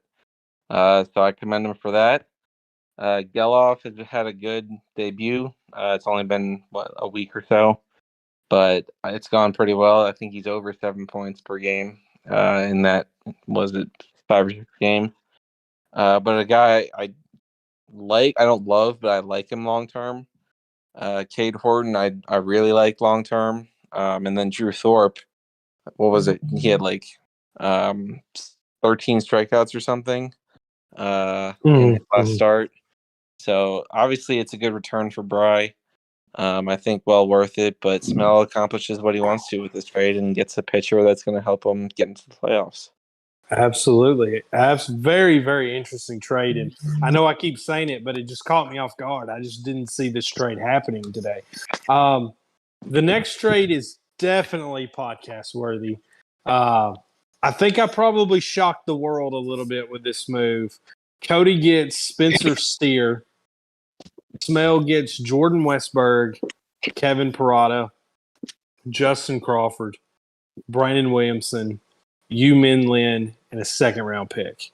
I'm actually not going to go first. I'm going to let Connor go first.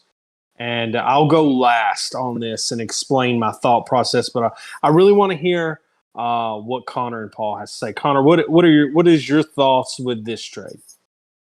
Smell made it very clear that Steer was not going to go unless it was for a barn, and Cody put the barn package together to get him. The trade post on the league trade announcements was Spencer the God Steer, and he has performed like that. And I think in a league and in a baseball community where third base is kind of a weak spot, Steer does fill a nice need there.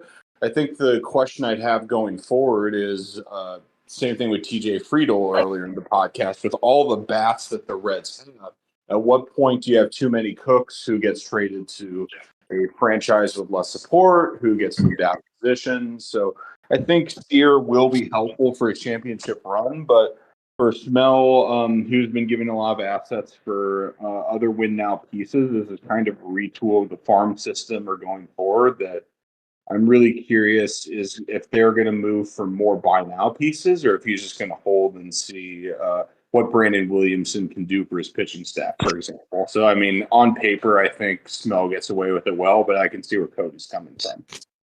And Paul, what did you see with this trade? Well, so I posted the barn GIF on the main chat today.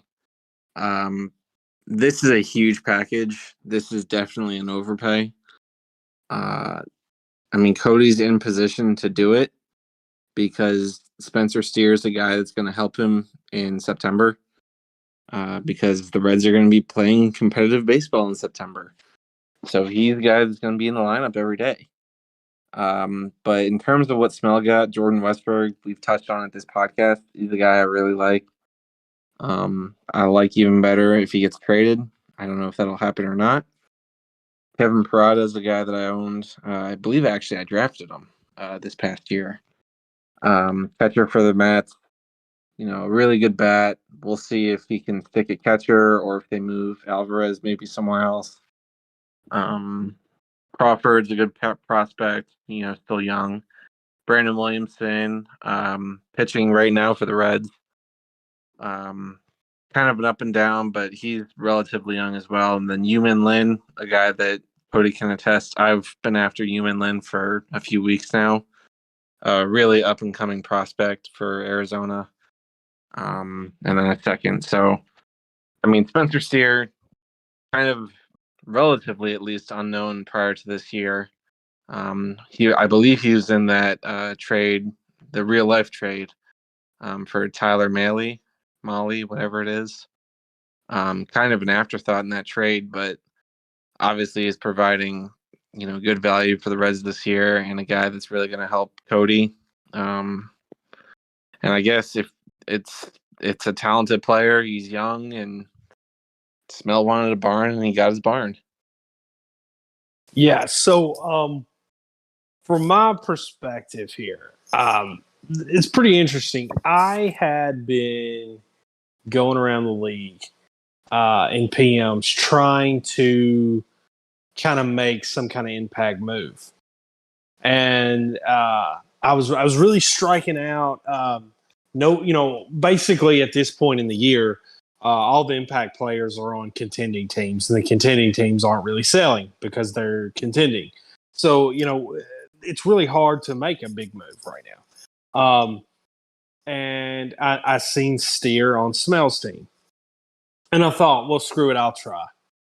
So I sent Smell a PM last night, and I was like, hey, is Steer available? And he sends me one back this morning. He says, yeah, for a barn, I'll consider moving him. So I kind of thought it over, and I'm like, okay, let me see. Before I do this, I'm going to go to my team.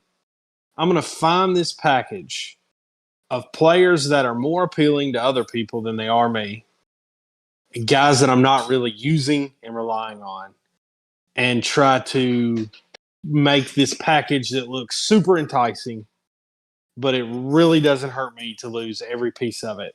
And I'm going to go out and try to find a bat that I want. So this is the package this package exactly, unaltered. This was the package I come up with. And I'm in everybody's PMs. And I'm like, hey, who does this get me? Who does this get me?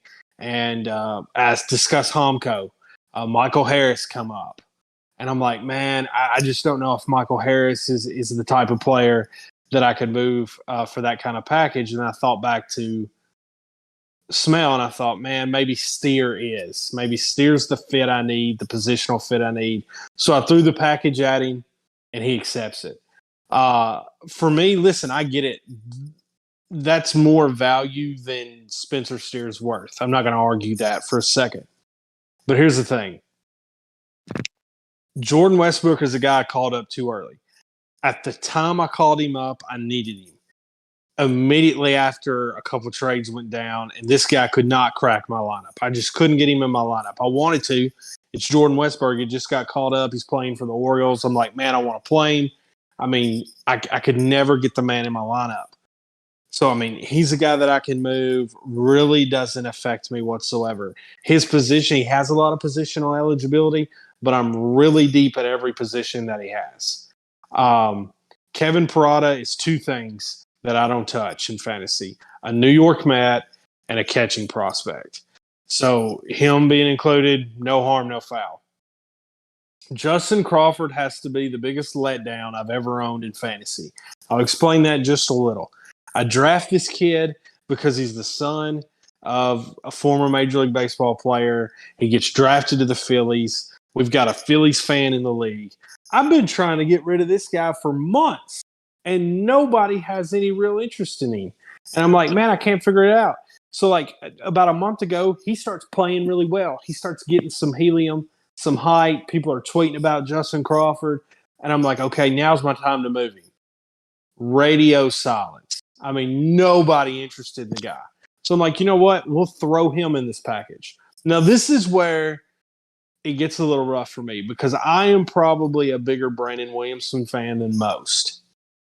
But I have my concerns with what the Reds are going to do. I do believe that they make a move for a pitcher. Lodolo's going to come back. Hunter Green's back any day now. I don't know that Williamson keeps his job. One thing's going to have to happen. Abbott's going to get shut down. I don't think that happens with the Reds competing. Or Ashcraft or Williamson's going to lose their job. Maybe both lose their job, depending on what the Reds do this offseason. But needless to say, I think Paul mentioned it with kind of Brian Wu being shut down, and he didn't want to have him, staring at the green flag. Kind of similar to my situation. Maybe Williamson does get traded. Maybe he gets traded to a really shitty team. Listen, the man's not good enough right now to be pitching with a bad offense. So I felt I could include him here. And Yu-Min Lin is getting shit on by every prospect guru on Twitter. And it's been like very difficult to be proud to own him when everybody's talking about his 86 mile per hour fastball.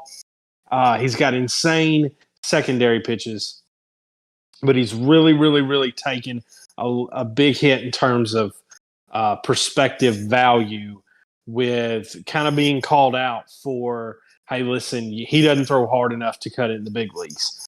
So, and then a second round pick. So for me, listen, that's a lot. It's a lot of pieces there. Nothing I lost I'm going to miss. And Spencer Steer was the missing piece that I think I need. I'm trying to compete with John Haidt. I'm trying to get good bats in my lineup.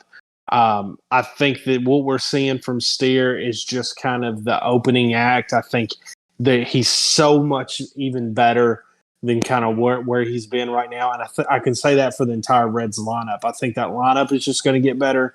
And I think Steer's going to get better. So, all in all, it was a move I really felt very comfortable making.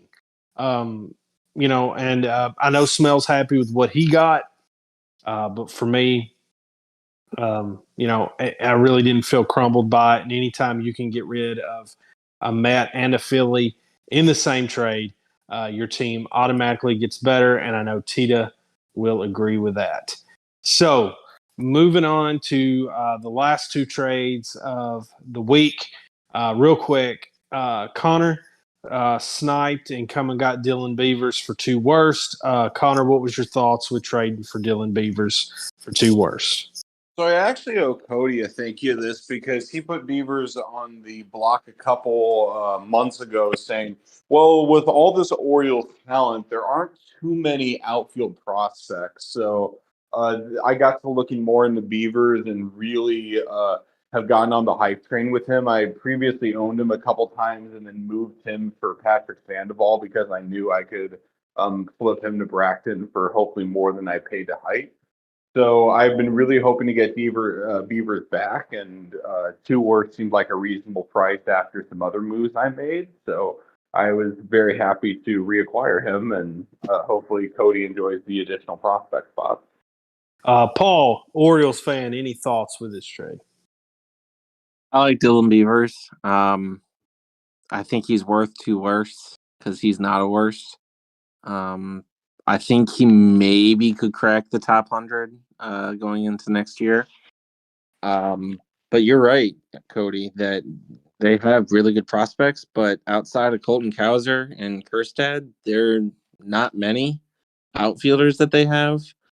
I mean, I have Judd Fabian on my team, another guy that they have, but all in all, I like Dylan Beavers a lot. He was drafted, I think, 2nd round last year or 2 years ago. But it's a small trade, but it's a good value pick, I think, for Connor, a guy that maybe can help him in the next couple of years. Yeah, I like Dylan Beavers too, but I was really eyeing some prospects. I did a deep dive last night because I couldn't sleep, and I found a bunch of prospects I wanted to add. So I posted a block. It kind of goes back to my trade of DL Hall for the 2 worst. I had some guys I was eyeing I wanted to add. I was actually able to, after the DL Hall, add the guys I was interested in. But when Connor hit me up this morning about Dylan Beavers, I was fixing to make this trade with Smell that I was going to lose some prospect slots, and I just felt, I need to regain some prospect slots. I can cut ties with Dylan Beavers for the 2 worst, so I think both of us are happy. It's not that big of a trade. And lastly, I mean, it makes me want to pull my hair out. I don't understand it. Bracton gets Mike Soroka. Tita gets Nick Bitsko. Paul, I'll let you go. How in the shit does Mike Soroka? Yeah, no, I don't know. This I don't know what's going on here with this. I guess that trade from before is complete because Tita's already gotten rid of Soroka. I don't know. It's a worst for a guy that's in AAA. So I don't know. I don't know what Bracton wants from this. He just can't get over Mike Soroka, I guess. So it is what it is. And Connor, any thoughts on how we can help Bracton through this? I'm actually going to defend Braxton a little bit here because Soroka's trade history is kind of interesting. I acquire him after a hot stretch in AAA for the younger brother of Churio. Then I move him to Tita. I believe it was Soroka and a work for Edouard Julian, who is an awesome current prospect, and I'm sure Tita's going to get barred from him as a second baseman who's a baller. Then Smell pings me saying, I would have given you more for Soroka. And sure enough, Smell does trade for Soroka right after. So Soroka does have this trade value, going for a top 100 prospect, some additional stuff. And then as soon as he goes to AAA, he is immediately moved for worse. And I'm sure Bracton's going to double the price of whatever that recent move is. So I don't know what the Braves' plan is. I don't know how to value Soroka. This is just a weird one, and I think Tita's happy to get the additional roster spot in the prospect. So, yeah. Connor, I guess you have gotten in the head of Bracton. Maybe, I do not know. But that does conclude the extended week trade analysis. A lot of trades. Well, maybe not as much as we thought, but some very interesting trades definitely went down this week. We will now move forward to the last part of the podcast where we preview next week's matchups. I am working my way over there now to kind of figure out where to start for Week 16. Looking over these matchups, I would say one of the most interesting matchups has got to be the Nashville Sounds versus the Rocky Mountain Vibes. Paul, I'll let you go. Kind of how do you see this matchup turning out? So definitely, I think the matchup of the week. Two most likely playoff teams here. Probably looking. I mean, winner might end up being the 5 seed, but you're probably looking at the 5 and the 6 seeds here. It's going to be interesting. You got Bry. We know what he's going to do, but I think he's drastically improved his bats too. In the last few weeks. I mean, Tita, we know what he's going to do. He's going to be moving pieces in and out. Me and him are actually talking a deal right now, but we'll see where it goes.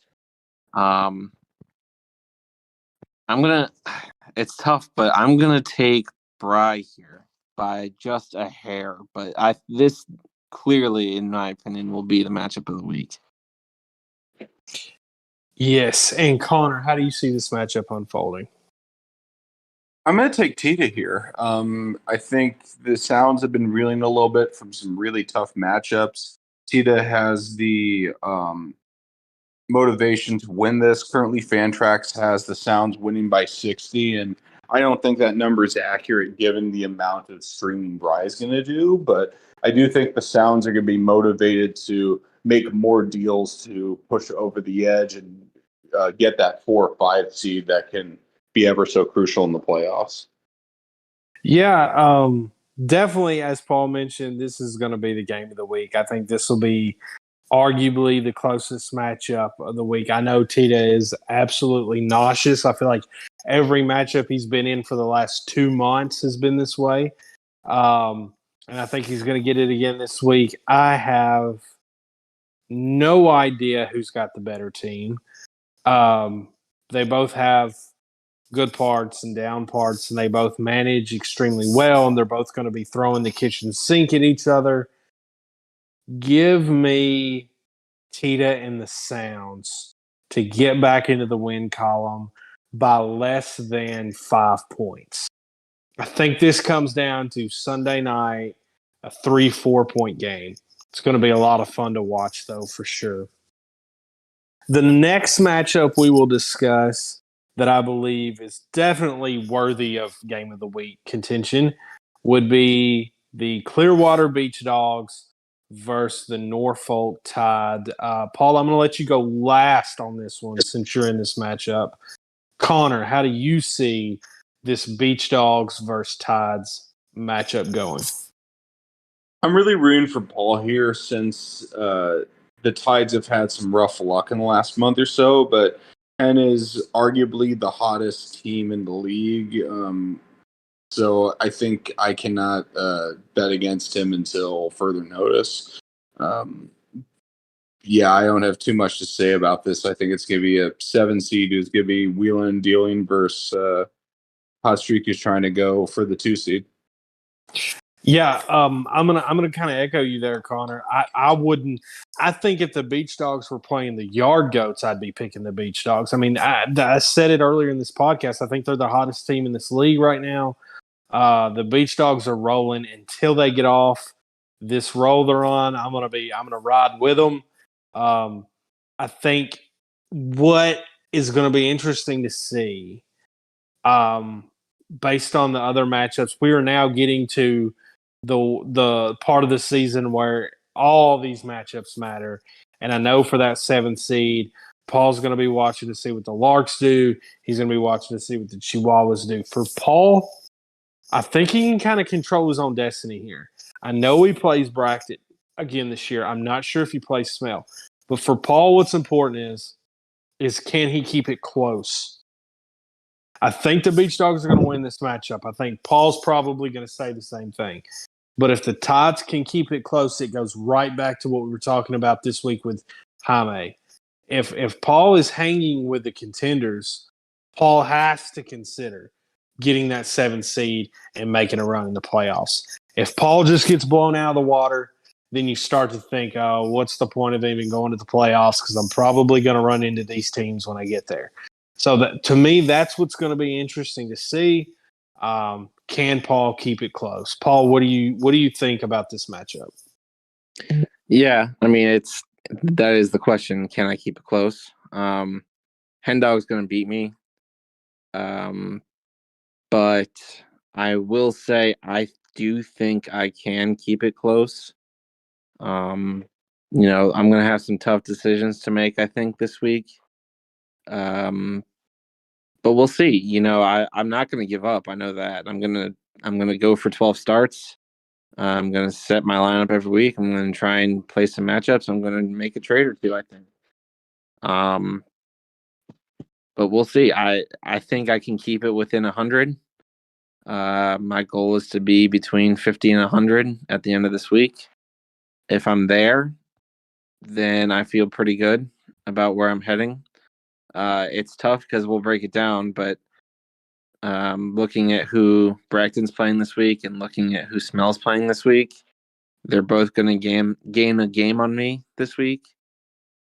So it's going to come down to trying to keep pace with Bracton because we do play each other week 18. I do not play Smell the rest of the way, but if I can stay close to Bracton and if I can beat him in week 18, then it looks pretty good for me. But otherwise, I'm happy with my team either way. I'm not trading the top prospects that I have unless it's for a top player.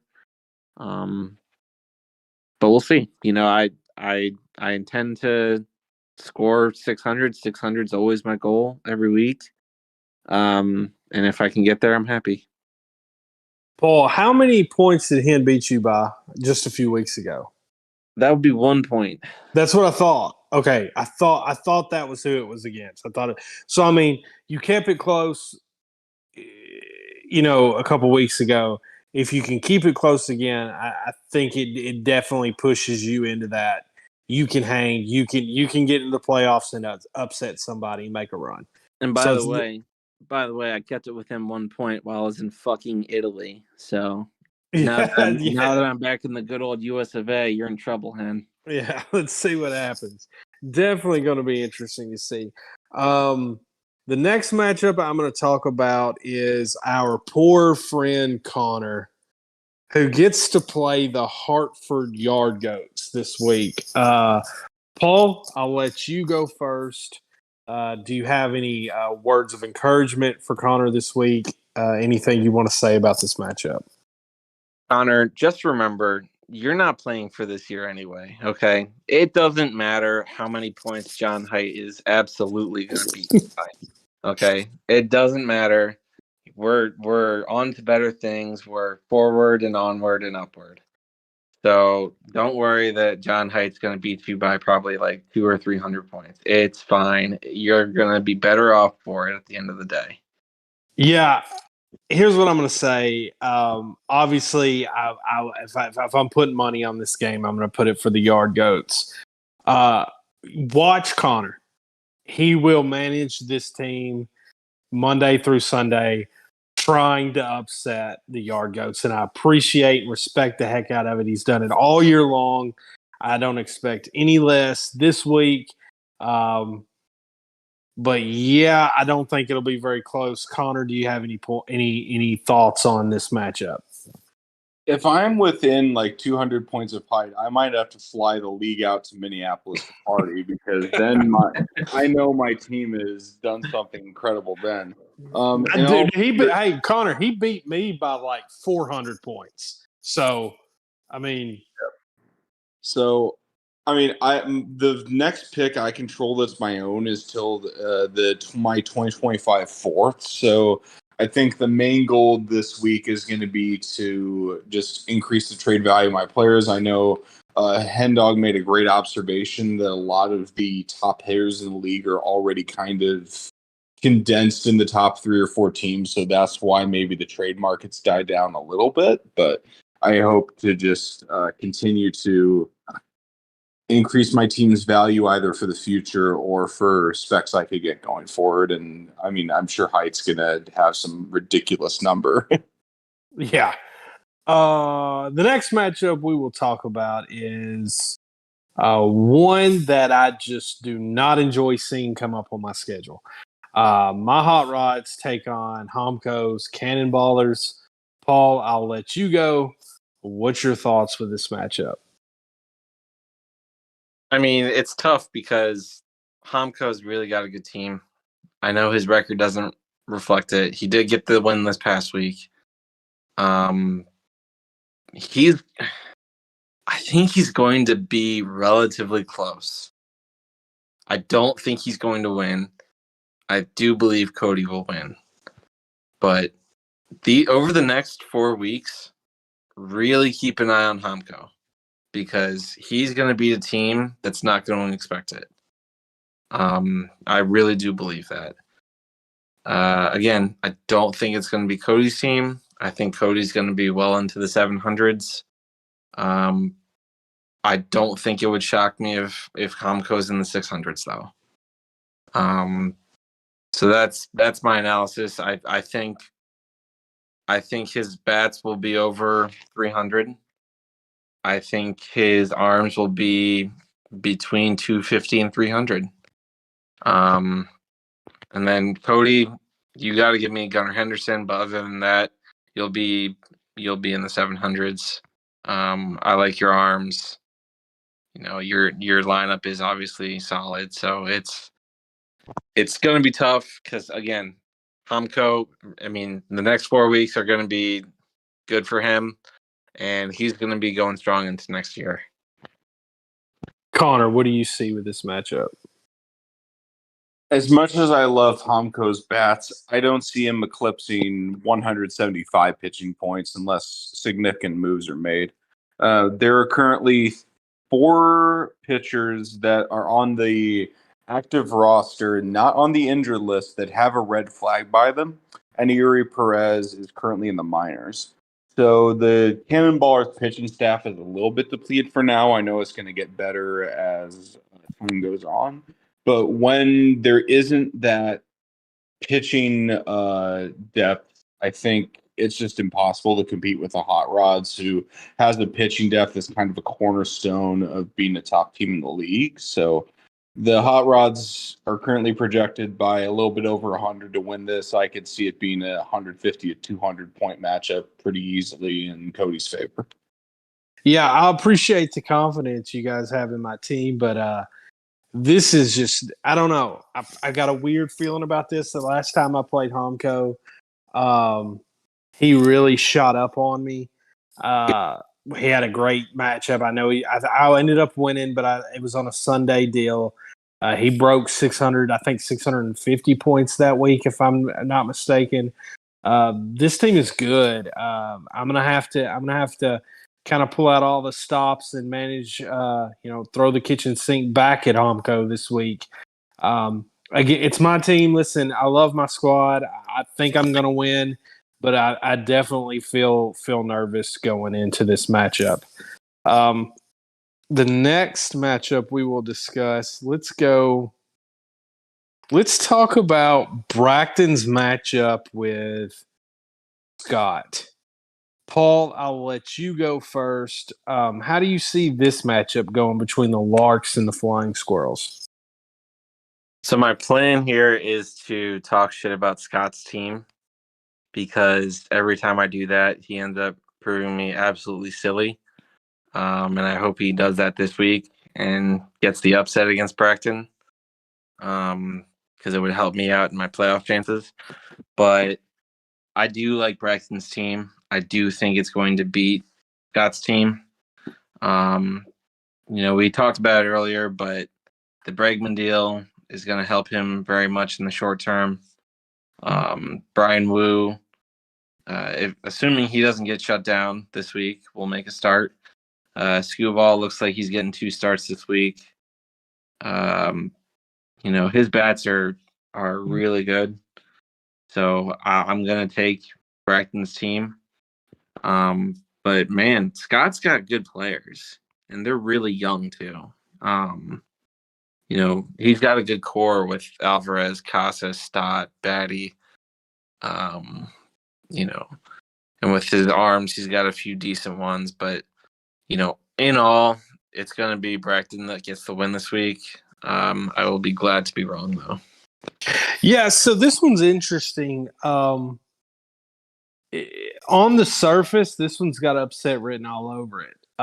Scott had a great week last week. We talked about that earlier in this podcast. 850 plus points. Really, really had a really good offensive performance. Coming into this week, Bracton's got high hopes with the playoffs and the 7th seed. And you think, oh, this is going to be the upset. But I'm serious. Bracton's week this week against Bry, to me, really, the complete performance, the pitching, the bats, the streaming, the team really put together a complete performance. And I think that's enough. I think the Larks are in a really good position right now. And I think they're going to be able to knock off Scott in the Flying Squirrels. I just think it's going to be closer than Bracton's probably going to want. But it's going to be interesting. But I think the Larks are kind of rolling right now, and it's going to be interesting to see kind of these final 4 weeks if he can keep that momentum up and head into the playoffs hot. Connor, what do you think about this matchup?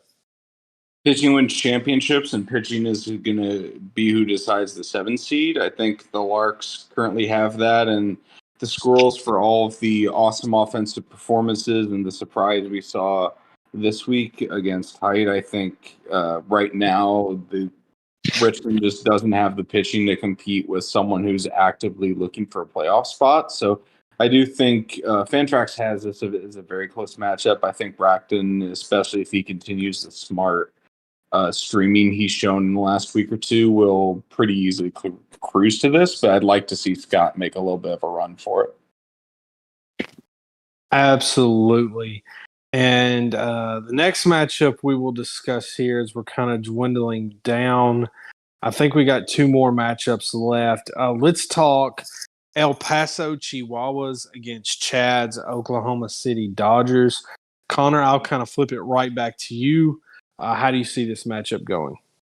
Smell's going to win this, but this matchup also teaches me nothing.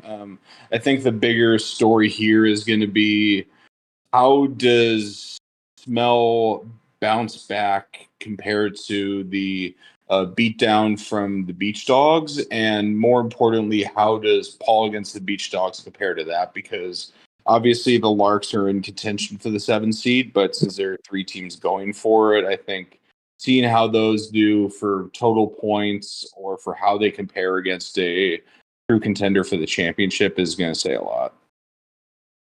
And Paul, how do you see the Smell versus Chad matchup going? Yeah, I alluded to it earlier. Smell's got a somewhat easy matchup this week against Chad, who obviously is looking at this draft and not this matchup. I'm going to take Smell to win this week. Getting Freddie Peralta, having Domingo Germán, having Graham Ashcraft, Yu Darvish. These are guys that are going to score points. Chas McCormick, we'll see what he can do, but a guy like Luis Arias, guys like Matt Chapman, MJ Melendez, they're going to score points for him, and it's going to be too much for Chad to overcome.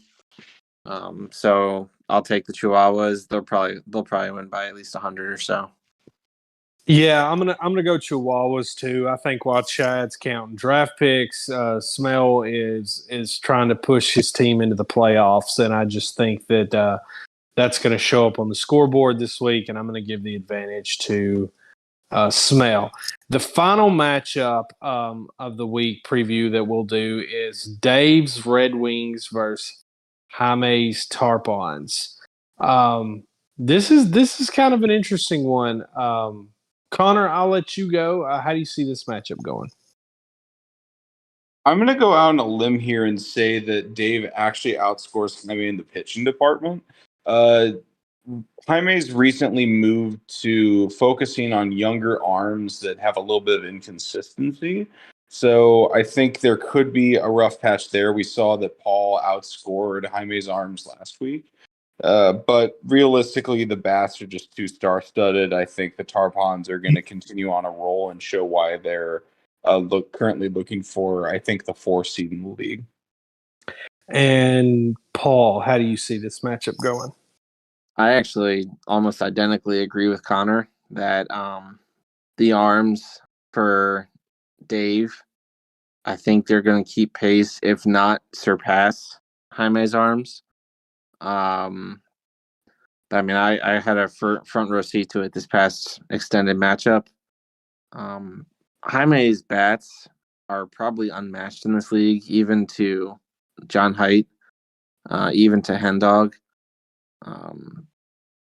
So it's going to be tough for Dave to overcome that. He sneaky does have a few good ones, though. We talked about Correa before, but a guy like Josh Young, Torkelson we talked about before. Riley Green, when healthy, is really good. Anthony Santander. There's guys that'll keep it close. So I think this matchup might actually be closer than what we think. I'll still roll with Jaime, but this has high potential to be a 50-point or less game come Sunday. Yeah, this is I don't know why. I identified this as I have an upset every week and identified this one pretty quickly. This is my upset. I think Dave pulls it off. Not because I think Dave's team is better. I think Jaime's team is kind of trending down just a hair, not offensively, but pitching wise. He really brought in a bunch of young pitchers: Bryce Miller, Bobby Miller, Gavin Williams. There's struggles there. There's up and downs there. There's shutdowns looming, send downs looming, different things like that. And I think it's kind of the right time for Dave to kind of do what he did to me early in the season when things just kind of clicked for his team. And listen, Dave's got some talent. Riley Green, William Contreras, Tony Taters, Josh Jung, Carlos Correa. He's got some talent here, and I think Dave, if he can get 12 pitchers in, get a little bit of luck with Dick Mountain and Kyle Hendricks, some good starts there. I think Dave pulls upset this week. I'm going to go with Dave in a close one. And that will conclude the preview for Week 16. We will close the podcast with any final thoughts. Connor, do you have any final thoughts as we head in to Week 16? Yes, I think there's some important context for the listeners to know. The first is that part of the reason for what seems like a smaller amount of trades is that half the league also joined a hockey one. So I think while it's disappointing the short term for baseball, baseball is going to be the bigger focus going forward, and we're going to have a lot more content to show you. And then the second is that the Giant League Memorial League now has a Twitter page. So to get this podcast, funny stuff that gets pinned in the chat or just any other discussion, feel free to follow JLML _official on Twitter. And Paul, any final thoughts as we head into Week 16? Well, if you are currently listening to this podcast, congratulations, because we have found a kind of a different way to record it. Again, if you're listening, then we've figured this out. If you're not, then we didn't. But I overall, it's going to be exciting coming down the stretch these last 4 weeks. I'm excited to see, who can move pieces for the future, who can move the right piece for down the stretch for this year. What's going to be the trade that causes the upset in the first round, or what's going to be the trade that player is the MVP for the playoffs. It's exciting coming down the stretch. Playoff fantasy baseball is my favorite time of the year because it also coincides with the start of football season. And those two things going on at the same time is always exciting. So I'm pumped up. Hopefully I can get a win, shock the world against John Haidt this week, or against Hendog this week, and kind of jumpstart my championship DVD. Yeah. So as we close the podcast here, we head into week 16. One thing it's just exciting is how we're really gearing up for the playoffs. Just a lot on the line every week now as we move forward. If I win this week, I clinch the division and the second seed in the playoffs, which is huge. So I'm hoping I can do that as soon as possible and get that second seed. It's going to be interesting to see in the other division is, Hendog was once fifth in the division and he's moved up to second. He's tied with Jaime, but Jaime, but he has the tiebreaker there. Tita's reeling a little bit, but how does that tie play into things? As we get down to week 18 and week 19 with those ties, man, they may give Tita a half game advantage, and it's going to be interesting to see, kind of how that plays out. And then, the Tides have got a tough matchup. They're gunning for the 7th seed. They're tied for it right now. On paper, it looks like the Tides are going to lose and the Larks are going to win. That's going to give Bracton a game up, but they still play in week 18. So it's, going to be really interesting to see the moves that these teams make that are jockeying for playoff spots. And it just adds to how awesome this league's going to be as we go down the stretch. The Twitter account's up and running, which is awesome. We'll try to, have content, different things on there as we move forward. And as Paul mentioned, we have a new way to record our podcast now. We actually can just do it through Discord, through a bot. Super simple. We're still working out the kinks on how exactly to download it once it records.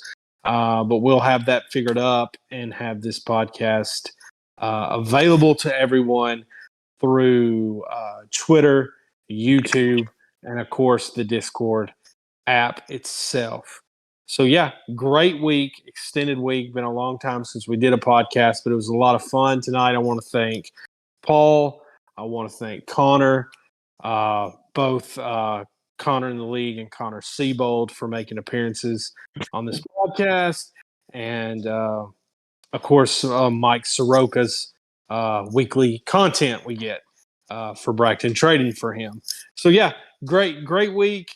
Looking forward as we make the playoffs run, and we will see you guys next Sunday night as we wrap up Week 16's action and look forward to Week 17. Thank you for listening, everybody.